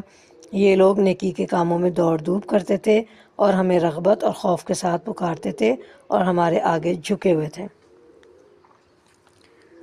حضرت زکریا علیہ السلام کا بڑھاپے میں اولاد کے لیے دعا کرنا اور اللہ کی طرف سے اس کا عطا کیا جانا، یہ بھی ہم سورہ آل عمران اور سورہ طٰہٰ میں دیکھ چکے ہیں۔ یعنی ان کی بیوی جو ہے بانجھ اور ناقابل اولاد تھی، اور ہم نے اس کے اس نقص کا ازالہ فرما کر اسے نیک بچہ عطا فرما دیا۔ اور یہ جو قبولیت دعا کے لیے ضروری ہوتا ہے کہ بہت آہوزاری کے ساتھ اللہ کی بارگاہ میں دعا اور مناجات کی جائے، نیکی کے کاموں میں سبقت کی جائے، خوف اور طمع کے ملے جلے جذبات کے ساتھ اللہ کو پکارنا اور اس کے سامنے عاجزی اور خشوع خضوع کا اظہار کرنا ہوتا ہے دعاؤں کی قبولیت کے لیے انشاءاللہ۔ اور وہ خاتون جس نے اپنی عصمت کی حفاظت کی تھی، ہم نے اس کے اندر اپنی روح سے پھونکا اور اسے اور اس کے بیٹے کو دنیا بھر کے لیے نشانی بنا دیا۔ یہ حضرت مریم علیہ السلام اور حضرت عیسیٰ علیہ السلام کا تذکرہ ہے۔ یہ تمہاری امت حقیقت میں ایک ہی امت ہے اور میں تمہارا رب ہوں، بس تم میری عبادت کرو۔ مگر یہ لوگوں کی کارستانی ہے کہ انہوں نے آپس میں اپنے دین کو ٹکڑے ٹکڑے کر ڈالا۔ سب کو ہماری طرف پلٹنا ہے۔ پھر جو نیک عمل کرے گا اس حال میں کہ وہ مومن ہو تو اس کے کام کی ناقدری نہ ہوگی، اور اسے ہم لکھ رہے ہیں، اور ممکن نہیں ہے کہ جس بستی کو ہم نے ہلاک کر دیا ہو وہ پھر پلٹ سکے، یہاں تک کہ جب یاجوج و ماجوج کھول دیے جائیں گے اور ہر بلندی سے وہ نکل پڑیں گے اور وعدہ برحق کے پورا ہونے کا وقت قریب آ لگے گا، تو یکایک ان لوگوں کی دیدے پھٹے کے پھٹے رہ جائیں گے جنہوں نے کفر کیا تھا۔ کہیں گے ہائے ہماری کم بختی، ہم اس چیز کی طرف سے غفلت میں پڑے ہوئے تھے، بلکہ ہم خطا کار تھے۔ امتن سے مراد یہاں دین یا ملت ہے، یعنی تمہارا دین یا ملت ایک ہی ہے، اور وہ دین ہے دین توحید، جس کی دعوت تمام انبیاء نے دی، اور ملت اسلام ہے جو تمام انبیاء کی ملت رہی ہے۔ جس طرح نبی صلی اللہ علیہ وسلم نے فرمایا، ہم انبیاء کی جماعت اور اولاد ہیں، یعنی جن کا باپ ایک اور مائیں مختلف ہوں، ہمارا دین ایک ہی ہے۔ یعنی دین توحید اور عبادت رب کو چھوڑ کر مختلف فرقوں گروہوں میں بٹ کے ایک گروہ تو مشرکین و کفار کا ہو گیا، اور انبیاء اور رسل کے ماننے والے بھی احزاب بن گئے، کوئی یہودی ہو گیا، کوئی عیسائی، کوئی کچھ اور بدقسمتی سے یہ فرقہ بندیاں خود مسلمانوں میں پیدا ہو گئیں، اور یہ بھی 20 فرقوں میں تقسیم ہو گئے۔ ان سب کا فیصلہ جب یہ بارگاہ الہی میں لوٹ کر جائیں گے تو وہیں ہوگا۔ یاجوج اور ماجوج کی ضروری تفصیل جو ہے سورہ کہف کے آخر میں گزر چکی ہے۔ حضرت عیسیٰ علیہ السلام کی موجودگی میں قیامت کے قریب ان کا ظہور ہوگا، اور اتنی تیزی اور کثرت سے یہ ہر طرف پھیل جائیں گے کہ ہر اونچی جگہ سے یہ دوڑتے ہوئے محسوس ہوں گے، اور ان کی فساد انگیزیوں اور شرارتوں سے اہل ایمان تنگ آ جائیں گے، حتیٰ کہ حضرت عیسیٰ علیہ السلام اہل ایمان کو ساتھ لے کر کوہ طور پر پناہ گزین ہو جائیں گے۔ پھر حضرت عیسیٰ علیہ السلام کی بد دعا سے یہ ہلاک ہو جائیں گے، اور یاجوج و ماجوج کے خروج کے بعد قیامت کا وعدہ جو برحق ہے بالکل قریب آ جائے گا، اور جب یہ قیامت برپا ہوگی تو شدت ہولناکی کی وجہ سے کافروں کی آنکھیں پھٹی کی پھٹی رہ جائیں گی۔ روایات میں آتا ہے کہ اس آیت پر مشرکین کے سرداروں میں سے ایک نے اعتراض کیا کہ اس طرح تو صرف ہمارے ہی معبود نہیں، مسیح، عزیر اور ملائکہ بھی جہنم میں جائیں گے کیونکہ دنیا میں ان کی عبادت کی جاتی تھی۔ اس پر نبی صلی اللہ علیہ وسلم نے فرمایا، ہاں، ہر وہ شخص جس نے پسند کیا کہ اللہ کے بجائے اس کی بندگی کی جائے وہ ان لوگوں کے ساتھ ہوگا جنہوں نے اس کی بندگی کی۔ بے شک تم اور تمہارے وہ معبود جنہیں تم اللہ کو چھوڑ کر پوجتے ہو جہنم کا ایندھن ہے، وہیں تم کو جانا ہے۔ اگر یہ واقعی خدا ہوتے تو وہاں نہ جاتے، اب سب کو ہمیشہ اسی میں رہنا ہے۔ وہاں وہ پھنکارے ماریں گے اور حال یہ ہوگا کہ اس میں کان پڑی آواز نہ سنائی دے گی۔ رہے وہ لوگ جن کے لیے ہماری طرف سے بھلائی کا پہلے ہی فیصلہ ہو چکا ہوگا تو وہ یقیناً اس سے دور رکھے جائیں گے، اس کی سرسراہٹ تک نہ سنیں گے، اور وہ ہمیشہ ہمیشہ اپنی من بھاتی چیزوں کے درمیان رہیں گے۔ وہ انتہائی گھبراہٹ کا وقت ان کو ذرا پریشان نہ کرے گا، اور ملائکہ بڑھ کر ان کو ہاتھوں ہاتھ لیں گے۔ یہ تمہارا وہی دن ہے جس کا تم سے وعدہ کیا جاتا تھا۔ بڑی گھبراہٹ سے مراد سورہ اسرافیل مراد ہے، موت یا سورہ اسرافیل، اور یعنی جس طرح کاتب لکھنے کے بعد اوراق یا رجسٹر لپیٹ کر رکھ دیتا ہے،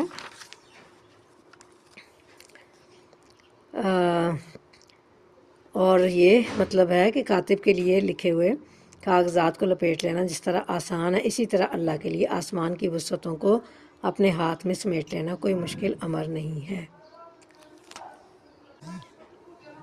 وہ دن جب کہ آسمان کو ہم یوں لپیٹ کر رکھ دیں گے جیسے طمار میں اوراق لپیٹ دیے جاتے ہیں، جس طرح پہلے ہم نے تحلیق کی ابتدا کی تھی اسی طرح ہم پھر اس کا اعادہ کریں گے۔ یہ ایک وعدہ ہے ہمارے ذمے، اور یہ کام ہمیں بہرحال کرنا ہے۔ اور زبور میں ہم نصیحت کے بعد لکھ چکے ہیں کہ زمین کے وارث ہمارے نیک بندے ہوں گے۔ اس میں ایک بڑی خبر ہے عبادت گزار لوگوں کے لیے۔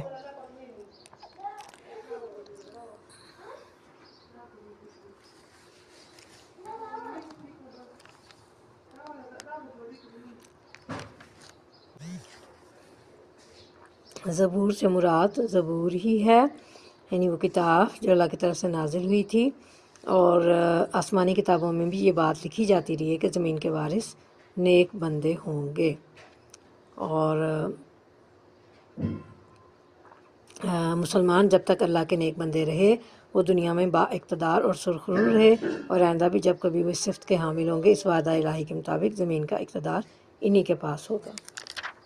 اے نبی صلی اللہ علیہ وسلم، ہم نے تم کو دنیا والوں کے لیے رحمت بنا کر بھیجا ہے۔ ان سے کہو میرے پاس جو وحی آتی ہے وہ یہ ہے کہ تمہارا خدا صرف ایک خدا ہے، پھر کیا تم سر اطاعت جھکاتے ہو؟ اگر وہ منہ پھیریں تو کہہ دو کہ میں نے اعلان تم کو خبردار کر دیا ہے۔ اب یہ میں نہیں جانتا کہ وہ چیز جس کا تم سے وعدہ کیا جا رہا ہے قریب ہے یا دور۔ اللہ وہ باتیں بھی جانتا ہے جو بآواز بلند کہی جاتی ہیں، اور وہ بھی جو تم چھپا کر کرتے ہو۔ میں تو یہ سمجھتا ہوں کہ شاید یہ دیر تمہارے لیے ایک فتنہ ہے، اور تمہیں ایک وقت خاص تک کے لیے مزے کرنے کا موقع دیا جا رہا ہے۔ آخر کار رسول صلی اللہ علیہ وسلم نے کہا کہ اے میرے رب، حق کے ساتھ فیصلہ کر دے، اور لوگوں تم جو باتیں بناتے ہو ان کے مقابلے میں ہمارا رب رحمانی ہمارے لیے مدد کا سہارا ہے۔ قال ربکم بالحق وربنا الرحمن المستعان علی ما تصفون۔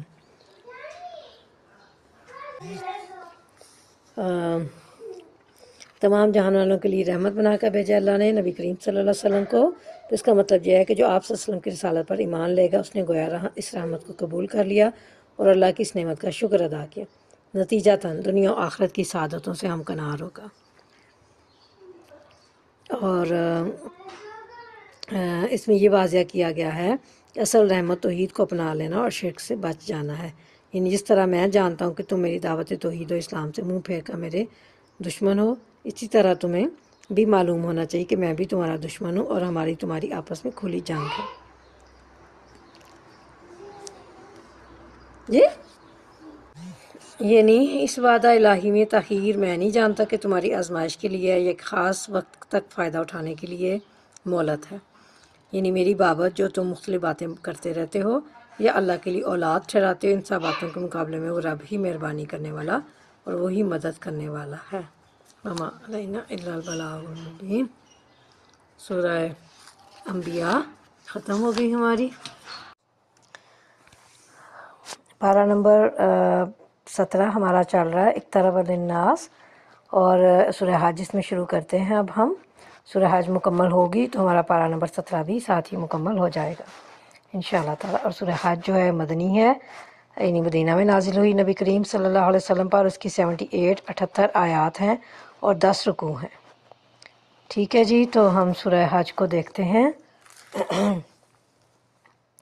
اس سورہ میں مکی اور مدنی صورتوں کی خصوصیات ملی جلی پائی جاتی ہیں، اسی وجہ سے مفسرین میں اس عمر پر اختلاف ہے کہ یہ مکی ہے یا مدنی، لیکن مضامین اور انداز بیان کا یہ رنگ دیکھنے کے بعد یہ پتہ چل رہا ہے کہ اس کا ایک حصہ مکی دور کے آخر میں، دوسرا حصہ مدنی دور کے آغاز میں نازل ہوا ہے، اس لیے دونوں ادوار کی خصوصیات اس میں جمع ہو گئی ہیں۔ اور اس کے بعد ان الذین کفروا اور اس کے بعد ان الذین کفروا ویصدون عن سبیل اللہ سے یکلخت مضمون کا رنگ بدل جاتا ہے، اور صاف محسوس ہوتا ہے کہ یہاں سے آخر تک کا حصہ مدینہ طیبہ میں نازل ہوا ہے، بعید نہیں کہ یہ ہجرت کے بعد پہلے ہی سال ذی الحج میں نازل ہوا ہو،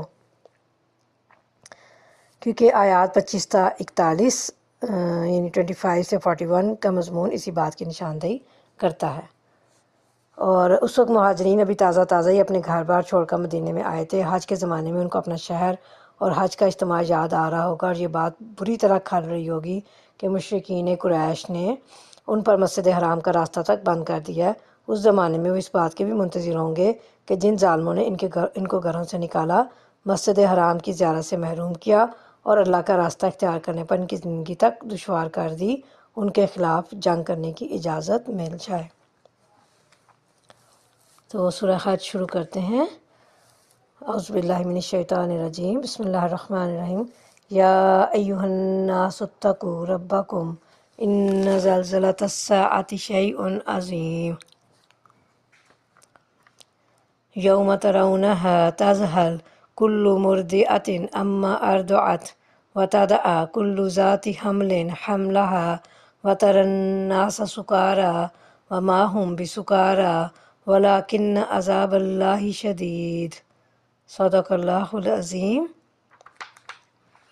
لوگو، اپنے رب کے غضب سے بچو۔ حقیقت یہ ہے کہ قیامت کا زلزلہ بڑی ہولناک چیز ہے، اور جس روز تم اسے دیکھو گے حال یہ ہوگا کہ ہر دودھ پلانے والی اپنے دودھ پیتے بچے سے غافل ہو جائے گی، ہر حاملہ کا حمل گر جائے گا، اور لوگ تم کو مدہوش نظر آئیں گے، حالانکہ وہ نشے میں نہ ہوں گے، بلکہ اللہ کا عذاب بھی کچھ ایسا سخت ہوگا۔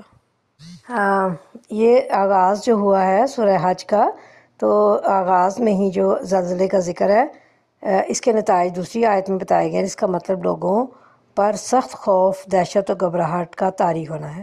یہ قیامت سے قبل ہوگا اور اس کے ساتھ ہی دنیا فنا ہو جائے گی، یا یہ قیامت کے بعد اس وقت ہوگا جب لوگ قبروں سے اٹھ کر میدان محشر میں جمع ہوں گے۔ بہت سے مفسرین جو ہیں وہ پہلی رائے کے قائل ہیں۔ بعض لوگ ایسے ہیں جو علم کے بغیر اللہ کے بارے میں بحثیں کرتے ہیں اور ہر شیطان سرکش کی پیروی کرنے لگتے ہیں۔ یہاں ہم دیکھتے ہیں کہ شیطان سرکش کی پیروی کیا ہے، یعنی وہ اللہ کے ساتھ جو اللہ کے بارے میں باتیں کرتے ہیں، یہ کہ اللہ تعالیٰ دوبارہ پیدا کرنے پر کیسے قادر ہوگا جب ہم مر کے مٹی ہو جائیں گے اور ہماری ہڈیاں بھی مٹی میں رل مل جائیں گی، یا یہ کہ اللہ کی اولاد ہے، یا یہ کہ فرشتے اللہ کی بیٹیاں ہیں۔ تو یہ سب ایسی باتیں ہیں جو کہ سرکش شیطان ہمیں انسانوں کو سکھاتے ہیں اور انسان ان کے پیچھے لگ جاتے ہیں۔ حالانکہ اس کے تو نصیب ہی میں یہ لکھا ہے، یعنی شیطان کے نصیب میں، کہ جو اس کو دوست بنائے گا اسے وہ گمراہ کر کے چھوڑے گا اور عذاب جہنم کا رستہ دکھائے گا۔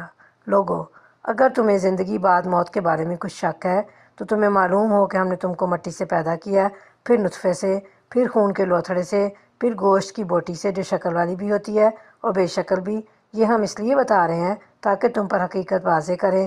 ہم جس نطفے کو چاہتے ہیں ایک وقت خاص تک رحموں میں ٹھہرائے رکھتے ہیں، پھر تم کو ایک بچے کی صورت میں نکال لاتے ہیں، پھر تمہیں پرورش کرتے ہیں تاکہ تم اپنی جوانی کو پہنچو، اور تم میں سے کوئی پہلے ہی واپس بلا لیا جاتا ہے اور کوئی بدترین عمر کی طرف پھیر دیا جاتا ہے، تاکہ سب کچھ جاننے کے بعد پھر کچھ نہ جانے۔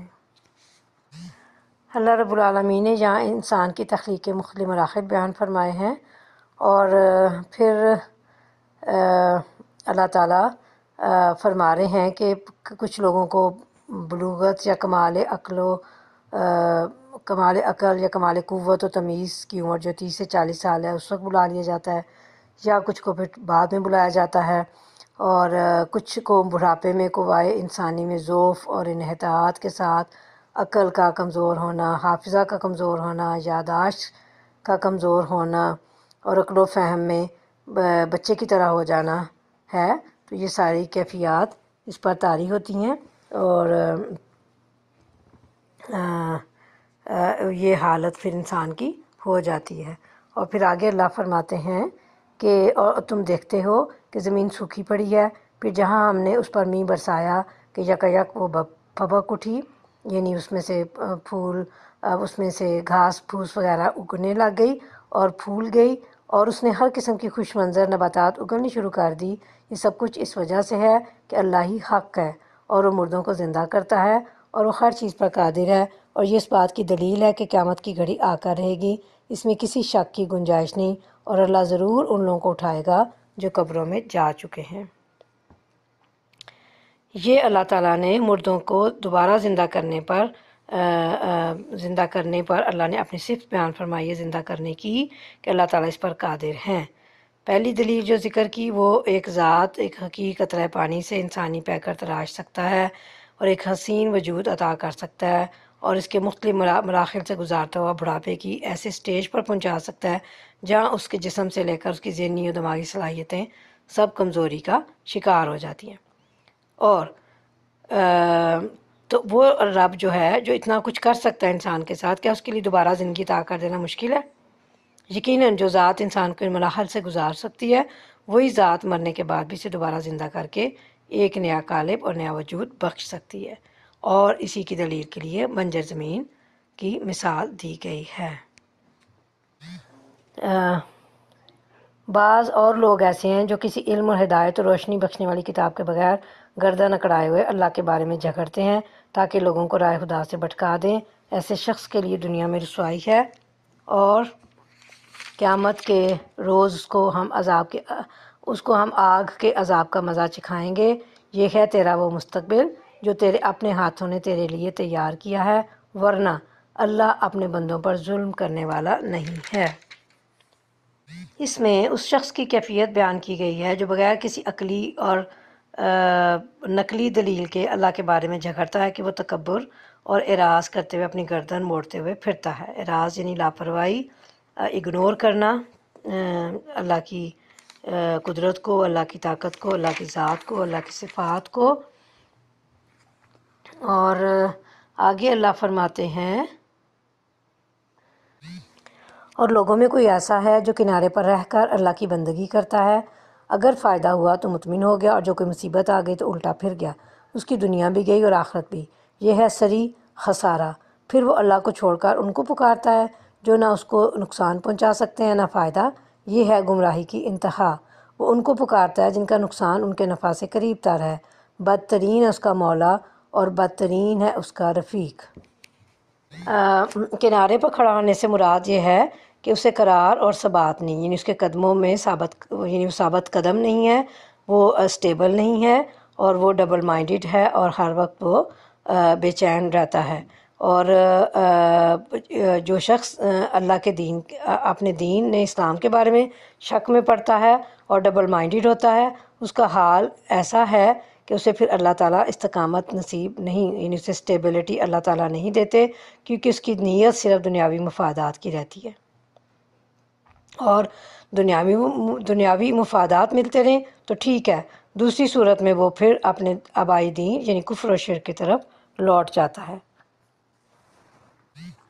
اور غیر اللہ کا پجاری یعنی غیر اللہ کی پوجا کرنے والے قیامت کے دن کہیں گے کہ اس پوجا نے تو ہمیں فائدہ پہنچانے کی بجائے نقصان زیادہ پہنچایا اور نقصان کے قریب کر دیا ہے۔ اور یعنی وہ بندہ اپنے معبودوں کے بارے میں کہے گا کہ وہاں تو اس کی امیدوں کے محل ڈھہ جائیں گے، اور یہ معبود جن کے متعلق اس کا خیال تھا کہ وہ اللہ کے عذاب سے اسے بچائیں گے، اس کی شفاعت کریں گے، وہاں خود وہ معبود بھی اس کے ساتھ ہی جہنم کا ایندھن بنے ہوں گے۔ یعنی مددگار اور ساتھی تو وہ ہوتا ہے جو مصیبت کے وقت کام آئے، لیکن یہ معبود خود گرفتار عذاب ہوں گے، یہ کسی کے کیا کام آئیں گے، اس لیے انہیں برا ولی اور برا ساتھی کہا گیا ہے، کیونکہ ان کی عبادت میں نقصان ہی نقصان ہے۔ اور آگے اللہ فرماتے ہیں اس کے برعکس اللہ ان لوگوں کو جو ایمان لائے اور جنہوں نے نیک عمل کیے یقیناً ایسی جنتوں میں داخل کرے گا جن کے نیچے نہریں بہہ رہی ہوں گی۔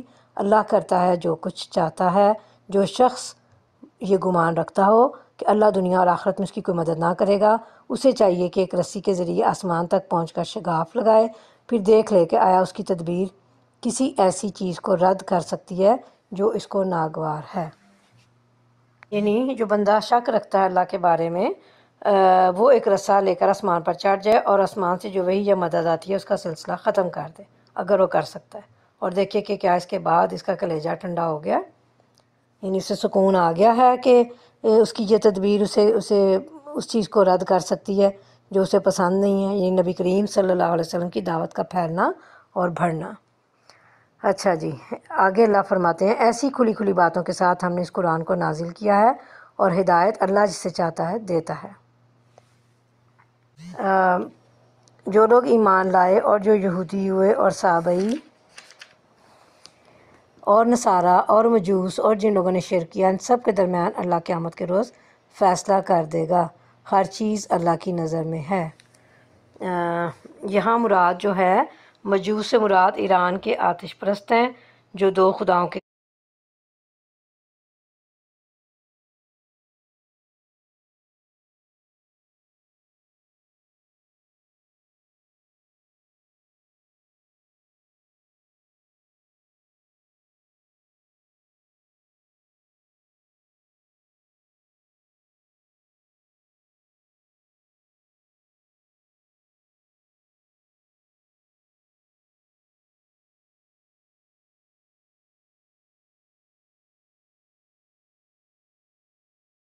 قائل ہیں، ایک ظلمت کا خالق ہے ان کے خیال میں، ایک خدا اور دوسرا نور کا۔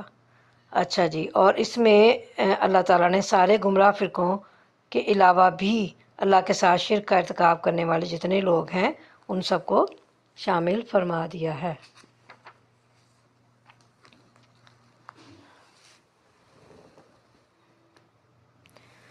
اور آگے اللہ فرماتے ہیں کہ ان میں حق پر کون ہے، باطل پر کون، یہ تو اللہ تعالیٰ جو ہے وہ اپنے اللہ نے ان دلائل سے بھی واضح کر دیا جو اللہ نے قرآن میں نازل فرمایا، اور اپنے آخری پیغمبر کو بھی اسی مقصد کے لیے بھیجا ہے۔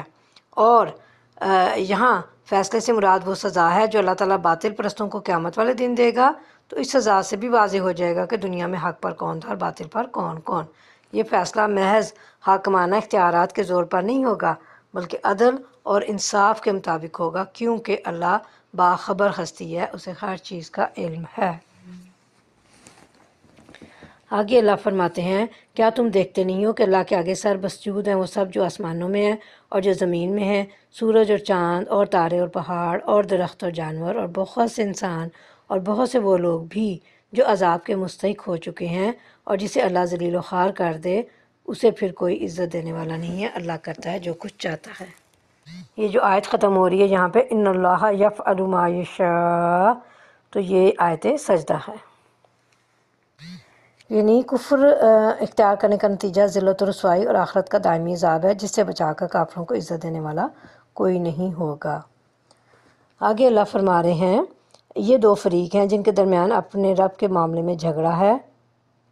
ان میں سے وہ لوگ جنہوں نے کفر کیا ان کے لیے آگ کے لباس کاٹے جا چکے ہیں، ان کے سروں پر کھولتا ہوا پانی ڈالا جائے گا جس سے ان کی کھالیں ہی نہیں پیٹ کے اندر کے حصے تک گل سڑ جائیں گے، اور ان کی خبر لینے کے لیے لوہے کے گرز ہوں گے جب کبھی وہ گھبرا کر جہنم سے نکلنے کی کوشش کریں گے، پھر اسی میں دھکیل دیے جائیں گے کہ چکھو اب جلنے کی سزا کا مزہ۔ یہاں اللہ کے بارے میں جھگڑا کرنے والے تمام گروہوں کو ان کی کثرت کے باوجود دو فریقوں میں تقسیم کر دیا گیا ہے۔ ایک فریق وہ جو انبیاء کی بات مان کر اللہ کی صحیح بندگی اختیار کرتا ہے، اور دوسرا وہ جو ان کی بات نہیں مانتا اور کفر کی راہ اختیار کرتا ہے، خواہ اس کے اندر آپس میں کتنے ہی اختلافات ہوں اور اس کے کفر نے کتنی ہی مختلف صورتیں اختیار کر لی ہوں۔ دوسری طرف جو لوگ ایمان لائے اور جنہوں نے نیک عمل کیا ان کو اللہ ایسی جنتوں میں داخل کرے گا جن کے نیچے نہریں بہری ہوں گی، وہاں وہ سونے کے کنگنوں اور موتیوں سے آراستہ کیے جائیں گے اور ان کے لباس ریشم کے ہوں گے۔ ان کو پاکیزہ بات قبول کرنے کی ہدایت بخشی گئی اور انہیں خدائے ستودہ صفات کا راستہ دکھایا گیا۔ اب جہنمیوں کا ذکر کرنے کے بعد اہل جنت اور ان کی نعمتوں کا تذکرہ ہے جو اہل ایمان کو مہیا کی جائیں گی، یعنی جنت ایسی جگہ ہے جہاں پاکیزہ باتیں ہی ہوں گی، وہاں بےہودہ اور گناہ کی بات نہیں ہوگی، یعنی ایسی جگہ کی طرف جہاں ہر طرف اللہ کی حمد اور اس کی تسبیح کی صدائیں گونج رہی ہوں گی۔ اور اگر اس کا تعلق دنیا سے ہو تو مطلب قرآن اور اسلام کی طرف رہنمائی ہے جو اہل ایمان کے حصے میں آتی ہے۔ جن لوگوں نے کفر کیا اور جو آج اللہ کے راستے سے روک رہے ہیں اور اس مسجد حرام کی زیارت میں مانے ہیں، یعنی رکاوٹ ہیں، جسے ہم نے سب لوگوں کے لیے بنایا ہے، جس میں مقامی باشندوں اور باہر سے آنے والوں کے حقوق برابر ہیں، ان کی روش یقیناً سزا کی مستحق ہے۔ اس مسجد حرام میں جو بھی راستی سے ہٹ کر ظلم کا طریقہ اختیار کرے گا اسے ہم دردناک عذاب کا مزہ چکھائیں گے۔ یاد کرو وہ وقت جب کہ ہم نے ابراہیم علیہ السلام کے لیے اس گھر خانہ کعبہ کی جگہ تجویز کی تھی، اس ہدایت کے ساتھ کہ میرے ساتھ کسی چیز کو شریک نہ کرو، اور میرے گھر کو طواف کرنے والوں اور قیام و رکوع و سجود کرنے والوں کے لیے پاک رکھو، اور لوگوں کو حج کے لیے اذن عام دے دو کہ وہ تمہارے پاس ہر دور دراز مقام سے پیدل اور اونٹوں پر سوار آئیں تاکہ وہ فائدے دیکھیں جو یہاں ان کے لیے رکھے گئے ہیں، اور چند مقرر دنوں میں ان جانوروں پر اللہ کا نام لیں جو اس نے انہیں بخشے ہیں، خود بھی کھائیں اور تنگ دست محتاج کو بھی دیں، پھر اپنا میل کچیل دور کریں اور اپنی نظریں پوری کریں اور اس قدیم گھر کا طواف کریں۔ یہ تھا تعمیر کعبہ کا مقصد، اور جو کوئی اللہ کی قائم کردہ حرمتوں کا احترام کرے تو یہ اس کے رب کے نزدیک خود اسی کے لیے بہتر ہے۔ جن لوگوں نے کفر کیا اور جو آج اللہ کے راستے سے روک رہے ہیں اور اس مسجد حرام کی زیارت میں مانے ہیں، یعنی رکاوٹ ہیں، جسے ہم نے سب لوگوں کے لیے بنایا ہے، جس میں مقامی باشندوں اور باہر سے آنے والوں کے حقوق برابر ہیں، ان کی روش یقیناً سزا کی مستحق ہے۔ اس مسجد حرام میں جو بھی راستے سے ہٹ کر ظلم کا طریقہ اختیار کرے گا اسے ہم دردناک عذاب کا مزہ چکھائیں گے۔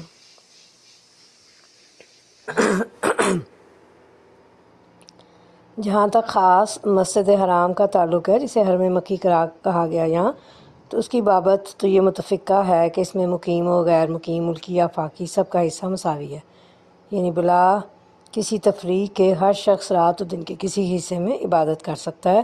کسی کے لیے بھی کسی مسلمان کو عبادت سے روکنے کی اجازت نہیں ہے۔ اور دوسری بات یہ کہ الحاد کے معنی یہ ہیں کہ کج روی، یعنی ٹیڑھا راستہ اختیار کرنا، کوئی بھی غلط کام کرنا، تو یہاں یہ عام ہے کفر و شرک سے لے کر ہر قسم کے گناہ کے لیے، حتیٰ کہ بعض علماء الفاظ قرآنی کے پیش نظر اس بات کے قائل ہیں کہ حرم میں اگر کسی گناہ کا ارادہ بھی کر لے گا کوئی شخص، چاہے اس پر عمل نہ کر سکے، تو وہ بھی اس وعید میں شامل ہے، یعنی اللہ تعالیٰ اسے دردناک عذاب کا مزہ چکھائیں گے۔ اور یہ بدلہ ہے ان لوگوں کا جو ان گناہوں کے مرتکب ہوں گے۔ یاد کرو وہ وقت جب کہ ہم نے ابراہیم علیہ السلام کے لیے اس گھر یعنی خانہ کعبہ کی جگہ تجویز کی تھی، اس ہدایت کے ساتھ کہ میرے ساتھ کسی چیز کو شریک نہ کرو، میرے گھر کو طواف کرنے والوں اور قیام و رکوع و سجود کرنے والوں کے لیے پاک رکھو، اور لوگوں کو حج کے لیے اذن عام دے دو کہ وہ تمہارے پاس ہر دور دراز مقام سے پیدل اور اونٹوں پر سوار آئیں تاکہ وہ فائدے دیکھیں جو یہاں ان کے لیے رکھے گئے ہیں، اور چند مقرر دنوں میں ان جانوروں پر اللہ کا نام لیں جو اس نے انہیں بخشے ہیں، خود بھی کھائیں اور تنگ دست محتاج کو بھی دیں، پھر اپنا میل کچیل دور کریں اور اپنی نظریں پوری کریں اور اس قدیم گھر کا طواف کریں۔ یہ تھا تعمیر کعبہ کا مقصد، اور جو کوئی اللہ کی قائم کردہ حرمتوں کا احترام کرے تو اس کے رب کے نزدیک خود اسی کے لیے بہتر ہے۔ یہ خانہ کعبہ کی تعمیر کا مقصد بتایا گیا ہے کہ اور اس کی غرض یہ بتائی گئی ہے کہ اس میں صرف اللہ کی عبادت کی جائے، کفر، بت پرستی اور دیگر گندگیوں اور نجاستوں کا یہاں کوئی گنجائش نہیں ہے، اور نہ ہی یہاں پہ یہ سب کچھ ہو سکتا ہے۔ اور یہاں ذکر صرف نماز پڑھنے والوں اور طواف کرنے والوں کا کیا ہے، کیونکہ یہ دونوں عبادات خانہ کعبہ کے ساتھ خاص ہیں۔ نماز میں رخ اسی کی طرف ہوتا ہے، طواف صرف اسی کے لیے کیا جاتا ہے، اسی کے ارد گرد کیا جاتا ہے۔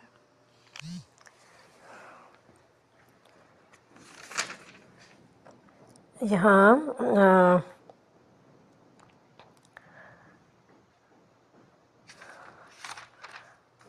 اونٹوں پہ جو سوار ہو کر آنے کا معاملہ ہے، جو ذکر فرمایا اللہ تعالیٰ نے یہاں پہ، تو یہ کہ چارے کی قلت، سفر کی دوری، تھکاوٹ سے لاغر اور کمزور ہو جائیں گے اونٹ بھی، اور خود جو افراد ہیں حج کرنے کے لیے آنے والے، اور پھر یہ کہ اللہ تعالیٰ کی قدرت ہے کہ مکہ کے پہاڑ کی چوٹی سے بلند ہونے والی یہ نحیف سی صدا دنیا کے کونے کونے تک پہنچ گئی، جس کا مشاہدہ حج اور عمرے میں ہر حاجی اور معتمر کرتا ہے، یعنی عمرہ کرنے والا۔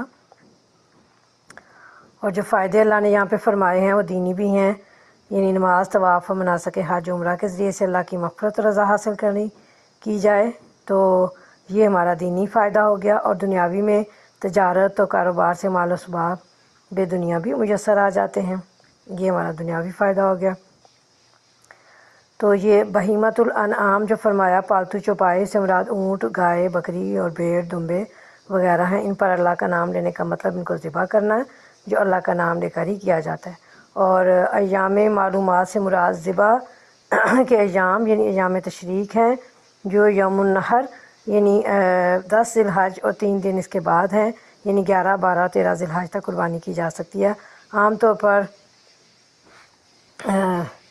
یہ ایام تشریق ہی سے مراد ہیں۔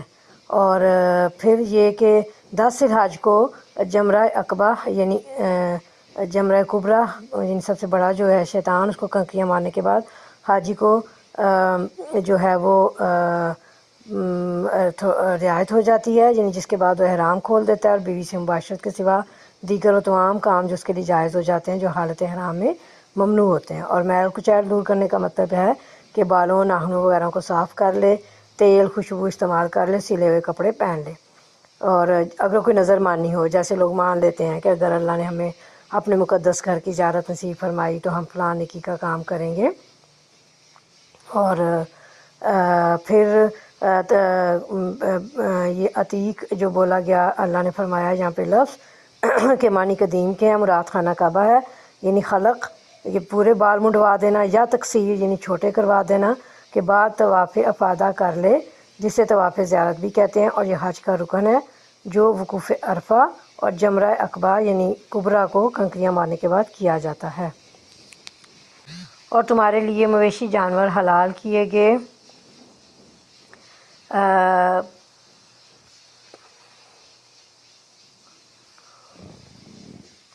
ما سوا ان چیزوں کے جو تمہیں بتائی جا چکی ہیں، بس بتوں کی گندگی سے بچو، جھوٹی باتوں سے پرہیز کرو، یکسو ہو کر اللہ کے بندے بنو، اس کے ساتھ کسی کو شریک نہ کرو، اور جو کوئی اللہ کے ساتھ شرک کرے تو گویا وہ آسمان سے گر گیا، اب یا تو اسے پرندے اچک لے جائیں گے یا ہوا اس کو ایسی جگہ لے جا کر پھینک دے گی جہاں اس کے چیتڑے اڑ جائیں گے۔ تو یہاں دیکھتے ہیں مفسرین کیا کہتے ہیں۔ یہاں رجسن سے مراد گندگی اور ناپاکی کے پلیدی کے ہیں، اس سے مراد لکڑی، لوہے یا کسی اور چیز کے بنے ہوئے بت ہیں، یعنی مطلب یہ ہے کہ اللہ کو چھوڑ کر کسی اور کی عبادت کرنا نجاست ہے۔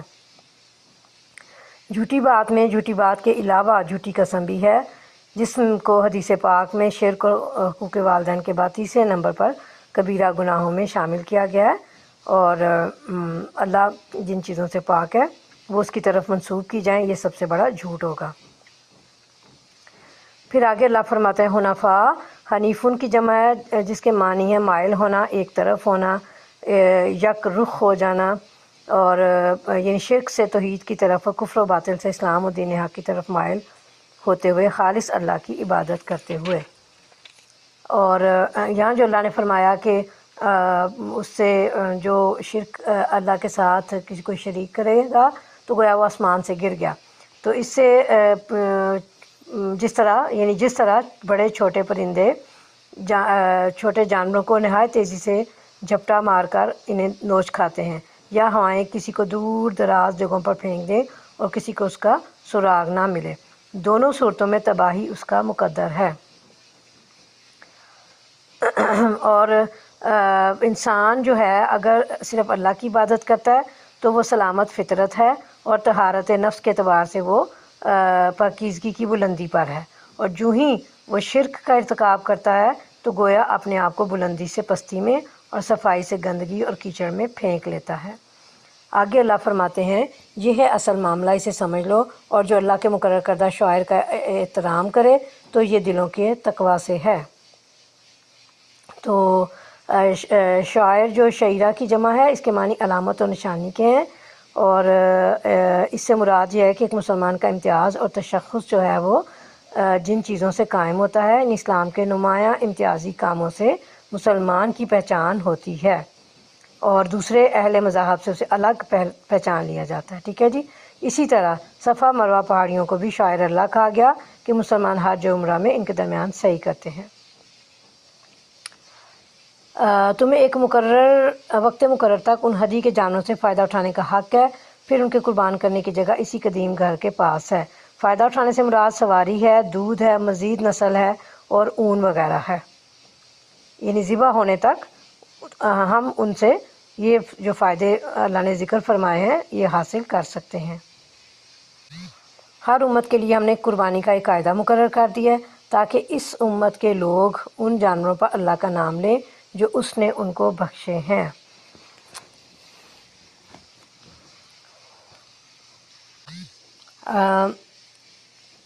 اس آیت سے دو باتیں معلوم ہوئیں، ایک یہ کہ قربانی تمام الہی شریعتوں کے نظام عبادت کا ایک لازمی جز رہی ہے۔ دوسری بات یہ کہ اصل چیز اللہ کے نام پر قربانی ہے جو سب شریعتوں میں یکساں ہے، باقی رہا اس کا وقت اور موقع اور دوسری تفصیلات تو ان کے اندر مختلف زمانوں کی شریعتوں کے احکامات مختلف رہے ہیں۔ اور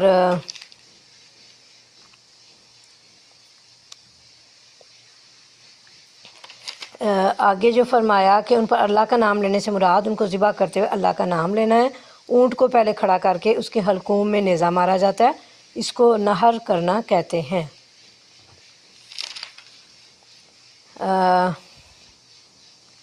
ان مختلف طریقوں کے اندر مقصد ایک ہی ہے، پس تمہارا خدا ایک ہی خدا ہے اور اسی کے تم مطیع فرمان بنو، اور اے نبی صلی اللہ علیہ وسلم بشارت دے دے عاجزانہ روش اختیار کرنے والوں کو، جن کا حال یہ ہے کہ اللہ کا ذکر سنتے ہیں تو ان کے دل کانپ اٹھتے ہیں، جو مصیبت بھی ان پر آتی ہے اس پر صبر کرتے ہیں، نماز قائم کرتے ہیں، جو کچھ رزق ہم نے ان کو دیا ہے اس میں سے خرچ کرتے ہیں۔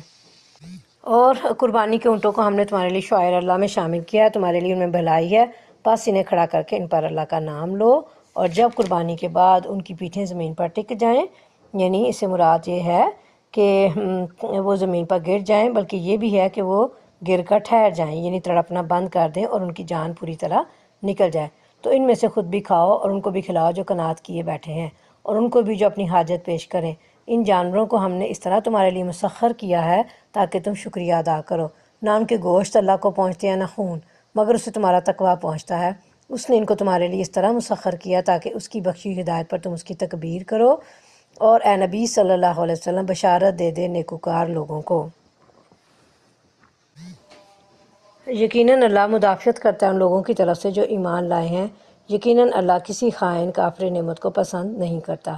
اجازت دے دی گئی ان لوگوں کو جن کے خلاف جنگ کی جا رہی ہے کیونکہ وہ مظلوم ہیں۔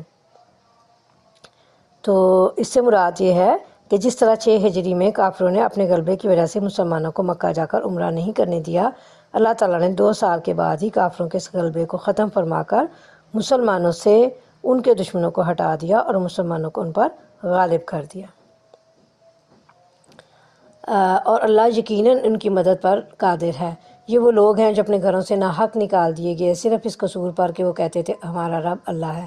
اگر اللہ لوگوں کو ایک دوسرے کے ذریعے دفع نہ کرتا رہے تو خانقاہیں اور گرجا اور معبد اور مسجدیں جن میں اللہ کا کثرت سے نام لیا جاتا ہے سب مسمار کر ڈالی جائیں، یعنی گرا دی جائیں، توڑ دی جائیں۔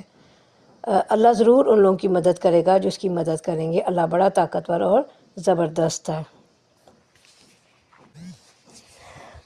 یہ وہ لوگ ہیں جنہیں اگر ہم زمین میں اقتدار بخشیں گے تو وہ نماز قائم کریں گے، زکوٰۃ دیں گے، نیکی کا حکم دیں گے اور برائی سے منع کریں گے، اور تمام معاملات کا انجام کار اللہ کے ہاتھ میں ہے۔ اس آیت میں اسلامی حکومت کے بنیادی اہداف، یعنی بنیادی جو بیسک ہدف ہوتا ہے، بیسک ٹارگٹ ہے اسلامی حکومت کا، وہ بتایا گیا ہے، اور اس کے اغراض اور مقاصد جنہیں اللہ نے یہاں پہ بیان فرمایا ہیں، جنہیں خلافت راشدہ اور قرن اول کی دیگر اسلامی حکومتوں میں بروئے کار لایا گیا اور انہوں نے اپنی ترجیحات میں ان کو سر فہرست رکھا، تو ان کی بدولت ان حکومتوں میں امن و سکون بھی رہا، رفاع عام بھی رہا، خوشحالی بھی رہی، اور مسلمان سربلند اور سرفراز بھی رہے۔ آج بھی اگر کہیں اللہ کا نام لے کر ان چیزوں کا اہتمام کیا جائے تو اس سے تو ان سب چیزوں کی، ان سب احکامات کی، اہداف کی برکت سے اب بھی امن و خوشحالی جو ہے وہ نصیب ہو سکتی ہے۔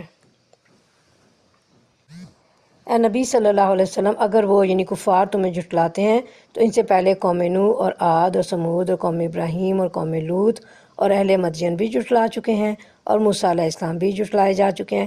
ان سب منکرین حق کو میں نے پہلے مہلت دی، پھر پکڑ لیا، اب دیکھ لو کہ میری عقوبت کیسی تھی۔ کتنی خطا کار بستیاں ہیں جن کو ہم نے تباہ کیا ہے، اور آج وہ اپنی چھتوں پر الٹی پڑی ہیں، کتنے ہی کنویں بیکار اور کتنے ہی کثر کھنڈر بنے ہوئے ہیں۔ کیا یہ لوگ زمین میں چلے پھرے نہیں ہیں کہ ان کے دل سمجھنے والے اور ان کے کان سننے والے ہوتے؟ حقیقت یہ ہے کہ آنکھیں اندھی نہیں ہوتیں مگر وہ دل اندھے ہو جاتے ہیں جو سینوں میں ہیں۔ ان آیات میں نبی حضرت محمد مصطفیٰ صلی اللہ علیہ وسلم کو تسلی دی جا رہی ہے کہ کفار مکہ اگر آپ کی تکذیب کر رہے ہیں تو یہ نئی بات نہیں ہے، پچھلی قومیں بھی اپنے پیغمبروں کے ساتھ یہی کچھ کرتی رہی ہیں اور اللہ تعالیٰ انہیں مہلت دیتا رہا۔ پھر جب ان کا وقت مہلت ختم ہو گیا تو انہیں تباہ و برباد کر دیا گیا۔ اور جب کوئی قوم ضلالت کے اس مقام پر پہنچ جائے کہ عبرت حاصل کرنے کی صلاحیت بھی کھو بیٹھے تو ہدایت کی بجائے گزشتہ قوموں کی طرح تباہی بھی اس کا مقدر بن کر رہتی ہے۔ اور یہ جو فرمایا نا اللہ نے یہاں پہ کہ آنکھیں اندھی نہیں ہوتی بلکہ دل اندھے ہوتے ہیں، تو اس کا مطلب یہ ہے کہ سوچ سمجھ کے حصول میں عقل اور دماغ دونوں کا آپس میں بڑا گہرا تعلق رہا ہے۔ تو اس لیے اگر سوچ صحیح ہوگی، فہم صحیح ہوگا، تو پھر عقل ضرور ہمیں اچھا مشورہ دے گی۔ اور اندھا ہونے سے مراد یہی ہے کہ ہم حالات سے، واقعات سے عبرت نہ پکڑیں۔ یہ لوگ عذاب کے لیے جلدی میں چاہ رہے ہیں، اللہ ہرگز اپنے وعدے کے خلاف نہ کرے گا، مگر تیرے رب کے ہاں کا ایک دن تمہارے شمار کے 1000 برس کے برابر ہوا کرتا ہے۔ بہت اہم یہ بات ہے اور سمجھنے کی بہت ضرورت ہے۔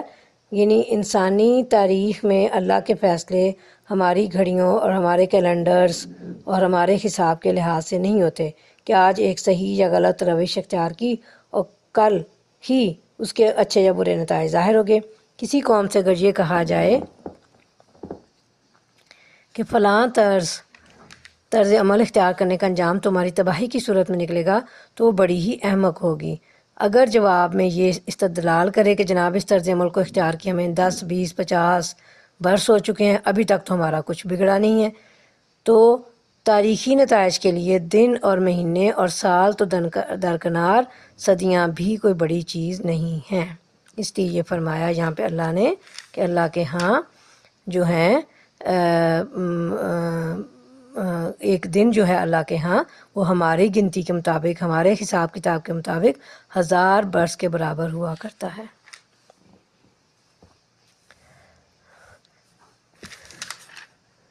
یہ لوگ اچھا کتنی ہی بستیاں ہیں جو ظالم تھیں، میں نے پہلے ان کو مہلت دی، پھر پکڑ لیا، اور سب کو واپس تو میرے ہی پاس آنا ہے۔ اے نبی صلی اللہ علیہ وسلم کہہ دو کہ لوگوں میں تو تمہارے لیے صرف وہ شخص ہوں جو برا وقت آنے سے پہلے صاف صاف خبردار کر دینے والا ہو، پھر جو ایمان لائیں گے اور نیک عمل کریں گے ان کے لیے مغفرت ہے اور عزت کی روزی، اور جو ہماری آیات کو نیچا دکھانے کی کوشش کریں گے وہ دوزخ کے یار ہیں۔ آیات کو نیچا دکھانے سے مراد کیا ہے کہ جو نافرمان لوگ ہیں وہ یہ گمان کرتے ہیں کہ اللہ کو عاجز کر دیں گے، تھکا دیں گے، اور اللہ کی گرفت اللہ بھی ان پر گرفت کرنے پر قادر نہیں ہو سکیں گے، تو اللہ تعالیٰ جو ہے اس کی نفی فرما رہے ہیں اور فرما رہے ہیں کہ وہ جو حساب کتاب کے منکر ہیں وہ دوزخ کے یار ہیں۔ اب ترجمے کی طرف آتے ہیں۔ اور اے نبی صلی اللہ علیہ وسلم تم سے پہلے ہم نے نہ کوئی رسول بھیجا ہے نہ نبی جس کے ساتھ یہ معاملہ نہ پیش آیا ہو کہ جب اس نے تمنا کی شیطان اس کی تمنا میں خلل انداز ہو گیا۔ اس طرح جو کچھ بھی شیطان خلل اندازیاں کرتا ہے اللہ ان کو مٹا دیتا ہے اور اپنی آیات کو پختہ کر دیتا ہے۔ اللہ علیم ہے اور حکیم، وہ اس لیے ایسا ہونے دیتا ہے تاکہ شیطان کی ڈالی خرابی کو فتنہ بنا دے ان لوگوں کے لیے جن کے دلوں کو نفاق کا روگ لگا ہوا ہے اور جن کے دل کھوٹے ہیں۔ حقیقت یہ ہے کہ یہ ظالم لوگ انات یعنی دشمنی میں بہت دور نکل گئے ہیں، اور علم سے بہرہ مند لوگ جان لیں کہ یہ حق ہے تیرے رب کی طرف سے، اور وہ اس پر ایمان لے آئیں اور ان کے دل اس کے آگے جھک جائیں۔ یقیناً اللہ ایمان لانے والوں کو ہمیشہ سیدھا راستہ دکھا دیتا ہے۔ مطلب یہ ہے کہ شیطان کی ان فتنہ پردازیوں یعنی فتنے اٹھانے، فتنے ڈالنے، وسوسے ڈالنے، غلط خیالات ڈالنے کو اللہ نے لوگوں کی آزمائش اور کھرے کو کھوٹے سے جدا کرنے کا ایک ذریعہ بنا دیا ہے۔ بگڑی ہوئی ذہنیت کے لوگ انہی چیزوں سے غلط نتیجے اخذ کرتے ہیں اور یہ ان کے لیے گمراہی کا ذریعہ بن جاتی ہیں۔ صاف ذہن کے لوگوں کو یہی باتیں نبی صلی اللہ علیہ وسلم اور کتاب اللہ کے برحق ہونے کا یقین دلاتی ہیں، اور وہ محسوس کر لیتے ہیں کہ یہ سب شیطان کی شرارتیں ہیں، اور یہ چیز انہیں مطمئن کر دیتی ہے کہ یہ دعوت یقیناً خیر اور راستی کی دعوت ہے، ورنہ شیطان اس پر اس قدر نہ تل ملاتا۔ نبی صلی اللہ علیہ وسلم کی دعوت اس وقت جس مرحلے میں تھی اس کو دیکھ کر تمام ظاہر بین نگاہیں یعنی ظاہر کو دیکھنے والی نگاہیں جو تھیں یہ دھوکہ کھا رہی تھیں کہ آپ اپنے مقصد میں ناکام ہو گئے ہیں۔ دیکھنے والے جو کچھ دیکھ رہے تھے وہ یہی تھا کہ ایک شخص کی تمنا اور آرزو یہ تھی کہ اس کی قوم اس پر ایمان لائے، اسے آخر کار ہجرت کرنی پڑی اور مکے کے کفار کامیاب رہے۔ اس صورتحال میں جب لوگ آپ کے اس بیان کو دیکھتے تھے کہ میں اللہ کا نبی ہوں اور اس کی تائید میرے ساتھ ہے، اور قرآن کے ان اعلانات کو دیکھتے تھے کہ نبی صلی اللہ علیہ وسلم کو جھٹلا دینے والی قوم پر عذاب آتا ہے، تو انہیں آپ کی اور قرآن کی صداقت مشتبہ نظر آنے لگتی تھی، یعنی ان کو قرآن کی صداقت پر شک ہونے لگتا تھا، اور آپ کے مخالفین اس پر بڑھ بڑھ کر باتیں بناتے تھے کہ کہاں گئی وہ اللہ کی تائید، اور کیا ہوئی وہ عذاب کی وعیدیں، اب کیوں نہیں آ جاتا وہ عذاب جس سے آپ ہمیں ڈرایا کرتے تھے۔ انہی باتوں کا جواب ان آیات میں دیا گیا ہے۔ ترجمے کی طرف آتے ہیں۔ انکار کرنے والے تو اس کی طرف سے شک ہی میں پڑے رہیں گے یہاں تک کہ یا تو ان پر قیامت کی گھڑی اچانک آ جائے یا ایک منحوس دن کا عذاب نازل ہو جائے۔ اس روز بادشاہی اللہ کی ہوگی اور وہ ان کے درمیان فیصلہ کر دے گا۔ جو ایمان رکھنے والے اور عمل صالح کرنے والے ہوں گے وہ نعمت بھری جنتوں میں جائیں گے، اور جنہوں نے کفر کیا ہوگا اور ہماری آیات کو جھٹلایا ہوگا ان کے لیے رسوا کن عذاب ہوگا۔ اور جن لوگوں نے اللہ کی راہ میں ہجرت کی پھر قتل کر دیے گئے یا مر گئے، اللہ ان کو اچھا رزق دے گا، اور یقیناً اللہ ہی بہترین رازق ہے۔ وہ انہیں ایسی جگہ پہنچائے گا جس سے وہ خوش ہو جائیں گے، بے شک اللہ علیم اور حلیم ہے۔ یہ تو ہے ان کا انجام، اور جو کوئی بدلہ لے ویسا ہی جیسا اس کے ساتھ کیا گیا اور پھر اس پر زیادتی بھی کی گئی ہو تو اللہ اس کی مدد ضرور کرے گا۔ اللہ معاف کرنے والا اور درگزر کرنے والا ہے۔ یعنی دنیا میں عارضی طور پر بطور انعام یا بطور امتحان لوگوں کو بھی بادشاہیں اور اختیار و اقتدار مل جاتا ہے، لیکن آخرت میں کسی کے پاس بھی کوئی بادشاہت اور اختیار نہیں ہوگا، صرف ایک اللہ کی بادشاہی اور اس کی فرمانروائی ہوگی، اسی کا مکمل اختیار اور غلبہ ہوگا۔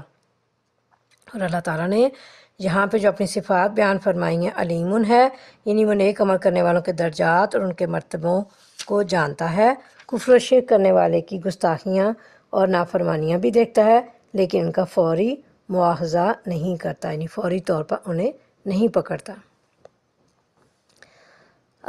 یہ اس لیے کہ رات سے دن اور دن سے رات نکالنے والا اللہ ہی ہے، اور وہ سمیع و بصیر ہے۔ یہ اس لیے کہ اللہ ہی حق ہے اور وہ سب باطل ہیں جنہیں اللہ کو چھوڑ کر یہ لوگ پکارتے ہیں، اور اللہ ہی بالادست اور بزرگ ہے۔ کیا تم دیکھتے نہیں ہو کہ اللہ آسمان سے پانی برساتا ہے اور اس کی بدولت زمین سرسبز ہو جاتی ہے؟ حقیقت یہ ہے کہ وہ لطیف و خبیر ہے۔ لطیف سے مراد یہاں پہ باریک بین ہے، اس کا علم ہر چھوٹی بڑی چیز کو گھیرے ہوئے ہے، یا دوسرا مطلب اس کا لطف کرنے والا ہے، یعنی اپنے بندوں کو روزی پہنچانے میں لطف و کرم سے کام لیتا ہے، اور خبیرن وہ ان باتوں سے باخبر ہے جن میں اس کے بندوں کے معاملات کی تدبیر اور اصلاح ہے، یا بندوں کی ضروریات اور حاجات سے اللہ مکمل طور پر آگاہ ہے، مکمل طور پر اللہ جانتا ہے۔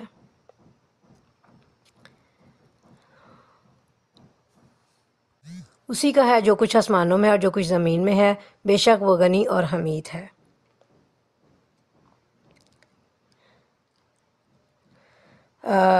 پیدائش کے لحاظ سے بھی، ملکیت کے اعتبار سے بھی، اور تصرف کرنے کے اعتبار سے بھی، یعنی انہیں استعمال کرنے کے اعتبار سے بھی، اس لیے سب مخلوق اس کی محتاج ہے، وہ کسی کا محتاج نہیں، کیونکہ وہ غنی یعنی بے نیاز ہے۔ جو ذات سارے کمالات اور اختیارات کا منبع ہے، ہر حال میں تعریف کی مستحق بھی وہی ذات ہے، یعنی اللہ رب العالمین۔ اسی لیے اللہ کی تعریف ہی ہونی چاہیے، اسی لیے اللہ نے یہاں پہ اپنی دونوں صفات بیان فرمائی، یعنی اللہ غنی ہے اور حمید ہے، یعنی تعریف کیا گیا ہے۔ کیا تم دیکھتے نہیں ہو کہ اس نے وہ سب کچھ تمہارے لیے مسخر کر رکھا ہے جو زمین میں ہے، اور اسی نے کشتی کو قاعدے کا پابند بنایا ہے کہ وہ اس کے حکم سے سمندر میں چلتی ہے، اور وہی آسمان کو اس طرح تھامے ہوئے ہے کہ اس کے اذن کے بغیر وہ زمین پر نہیں گر سکتا۔ واقعہ یہ ہے کہ اللہ لوگوں کے حق میں بڑا شفیق اور رحیم ہے۔ وہی ہے جس نے تمہیں زندگی بخشی ہے، وہی تم کو موت دیتا ہے، اور وہی پھر تم کو زندہ کرے گا۔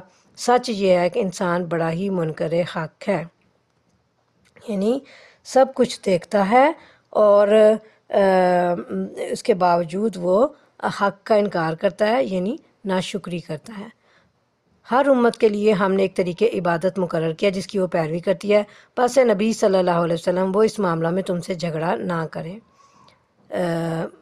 اس سے مراد یہ ہے کہ جس طرح پہلے انبیاء اپنے اپنے دور کی امتوں کے لیے ایک طریقے عبادت لائے تھے، اسی طرح اس دور کی امت کے لیے آپ صلی اللہ علیہ وسلم نے ایک طریقے عبادت بتایا ہے۔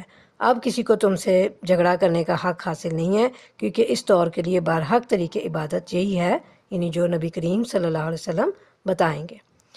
تم اپنے رب کی طرف دعوت دو، یقیناً تم سیدھے راستے پر ہو۔ اگر وہ تم سے جھگڑیں تو کہہ دو کہ جو کچھ تم کر رہے ہو اللہ کو خوب معلوم ہے۔ اللہ قیامت کے روز تمہارے درمیان ان سب باتوں کا فیصلہ کر دے گا جن میں تم اختلاف کرتے رہے ہو۔ کیا تم نہیں جانتے کہ آسمان و زمین کی ہر چیز اللہ کے علم میں ہے؟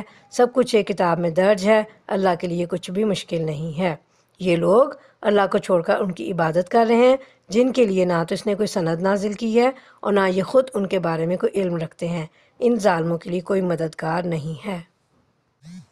یعنی اللہ کو چھوڑ کر جن ہستیوں کی یا بتوں کی یہ پوجا کرتے ہیں، عبادت کرتے ہیں، اس عبادت کے لیے ان کے پاس نہ کوئی نقلی دلیل ہے جسے کسی آسمانی کتاب سے یہ دکھا سکیں، اور نہ کوئی عقلی دلیل ہے جسے غیر اللہ کی عبادت کے حق میں پیش کر سکیں، اور یہ کہ اللہ تعالیٰ ان ظالموں کے لیے کوئی مددگار بھی نہیں ہے۔ اور جب ان کو ہماری صاف صاف آیات سنائی جاتی ہیں تو تم دیکھتے ہو کہ منکرین حق کے چہرے بگڑنے لگتے ہیں، اور ایسا محسوس ہوتا ہے کہ ابھی وہ ان لوگوں پر ٹوٹ پڑیں گے جو انہیں ہماری آیات سناتے ہیں۔ ان سے کہو میں بتاؤں تمہیں اس سے بدتر چیز کیا ہے؟ آگ۔ اللہ نے اسی کا وعدہ ان لوگوں کے حق میں کر رکھا ہے جو قبول حق سے انکار کریں، اور وہ بہت ہی برا ٹھکانہ ہے۔ لوگوں، ایک مثال دی جاتی ہے، غور سے سنو۔ جن معبودوں کو تم خدا کو چھوڑ کر پکارتے ہو وہ سب مل کر ایک مکھی بھی پیدا کرنا چاہیں تو نہیں کر سکتے، بلکہ اگر مکھی ان سے کوئی چیز چھین لے جائے تو وہ اسے چھڑوا بھی نہیں سکتے۔ مدد چاہنے والے بھی کمزور، اور ان سے مدد چاہی جاتی ہے وہ بھی کمزور۔ ان لوگوں نے اللہ کی قدر ہی نہ پہچانی جیسا کہ اس کے پہچاننے کا حق ہے۔ واقعہ یہ ہے کہ قوت اور عزت والا تو اللہ ہی ہے۔ حدیث قدسی ہے کہ جس میں معبودان باطل کی بے بسی کا تذکرہ فرمایا ہے۔ اللہ نبی کریم صلی اللہ علیہ وسلم فرماتے ہیں کہ اللہ تعالیٰ فرماتا ہے، اس سے زیادہ ظالم کون ہے جو میری طرح پیدا کرنا چاہتا ہے؟ اگر کسی میں واقعی یہ قدرت ہے تو ایک ذرہ یا ایک جو ہی پیدا کر کے دکھا دے۔ یہی وجہ ہے کہ لوگ اس کی بے بس مخلوق کو اس کا ہمسر اور شریک قرار دے لیتے ہیں۔ اگر ان کو اللہ تعالیٰ کی عظمت و جلالت، اس کی قدرت و طاقت اور اس کی بے پناہ قوتوں کا صحیح اندازہ اور علم ہو تو وہ کبھی اس کی خدائی میں کسی کو شریک نہ ٹھہرائیں۔ حقیقت یہ ہے کہ اللہ اپنے فرامین کی ترسیل کے لیے، اپنے احکامات کو بھیجنے کے لیے، پہنچانے کے لیے ملائکہ میں سے بھی پیغام رساں منتخب کرتا ہے اور انسانوں میں سے بھی۔ وہ سمیع اور بصیر ہے، جو کچھ لوگوں کے سامنے ہے اسے بھی وہ جانتا ہے، اور جو کچھ ان سے اوجل ہے اس سے بھی وہ واقف ہے، اور سارے معاملات اللہ کی طرف رجوع ہوتے ہیں۔ رسول فرستادہ، بھیجا و قاصد کی جمع ہے۔ اللہ تعالیٰ نے فرشتوں سے بھی رسالت کا کام، یعنی پیغام رسانی کا کام لیا ہے، جیسے حضرت جبرائیل علیہ السلام کو اپنی وحی کے لیے منتخب کیا کہ وہ رسولوں کے پاس وحی پہنچائیں یا عذاب لے کر قوموں کے پاس جائیں، اور لوگوں میں سے بھی جنہیں چاہا رسالت کے لیے چن لیا، اور انہی لوگوں کی ہدایت و رہنمائی، اور انہیں یعنی جو رسول تھے، نبی تھے، پیغمبر تھے، انہیں لوگوں کی ہدایت اور رہنمائی پر مامور کیا۔ یہ سب اللہ کے بندے تھے لیکن منتخب اور چنے ہوئے تھے۔ جب تمام معاملات کا رجوع اللہ کی طرف ہے، یا اللہ کی طرف سے سارے احکامات معاملات ہمارے ساتھ آتے ہیں، تو پھر انسان اس کی نافرمانی کر کے کہاں جا سکتا ہے اور اس کے عذاب سے کیوں کر بچ سکتا ہے؟ کیا اس کے لیے یہ بہتر نہیں ہے کہ اس کی اطاعت و فرمانبرداری کا راستہ اختیار کر کے اس کی رضا حاصل کرے؟ آگے اللہ نے فرمایا کہ اے لوگو جو ایمان لائے ہو، رکوع اور سجدہ کرو، اپنے رب کی بندگی کرو اور نیک کام کرو، اسی سے توقع کی جا سکتی ہے کہ تم کو فلاح نصیب ہو۔ یہ آیت سجدہ ہے، تو اس پہ انشاءاللہ تعالیٰ سجدہ کر لیں گے ہم۔ اللہ کی راہ میں جہاد کرو جیسا کہ جہاد کرنے کا حق ہے، اس نے تمہیں اپنے کام کے لیے چن لیا ہے، اور دین میں تم پر کوئی تنگی نہیں رکھی۔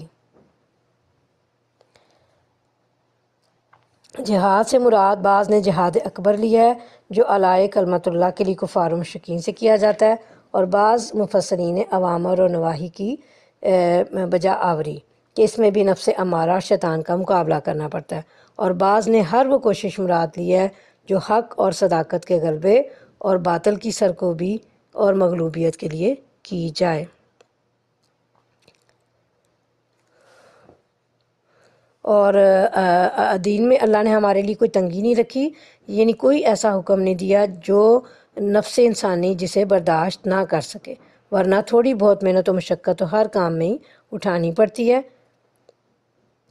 لیکن اللہ تعالیٰ نے مسلمانوں کو بہت سی آسانیاں عطا فرما دیں جو پچھلی شریعتوں میں نہیں تھیں۔ قائم ہو جاؤ اپنے باپ ابراہیم علیہ السلام کی ملت پر، اللہ نے پہلے بھی تمہارا نام مسلم رکھا تھا اور اس قرآن میں بھی تمہارا یہی نام ہے، تاکہ رسول تم پر گواہ ہو اور تم لوگوں پر گواہ۔ پس نماز قائم کرو، زکوٰۃ دو اور اللہ سے وابستہ ہو جاؤ، وہ ہے تمہارا مولا، بہت ہی اچھا ہے وہ مولا اور بہت ہی اچھا ہے وہ مددگار۔ بہت ہی شاندار، بہت ہی خوبصورت آیت۔ فَأَقِیمُوا الصَّلَاةَ وَآتُوا الزَّکَاةَ وَاعْتَصِمُوا بِاللَّهِ هُوَ مَوْلَاکُمْ فَنِعْمَ الْمَوْلَىٰ وَنِعْمَ النَّصِيرُ۔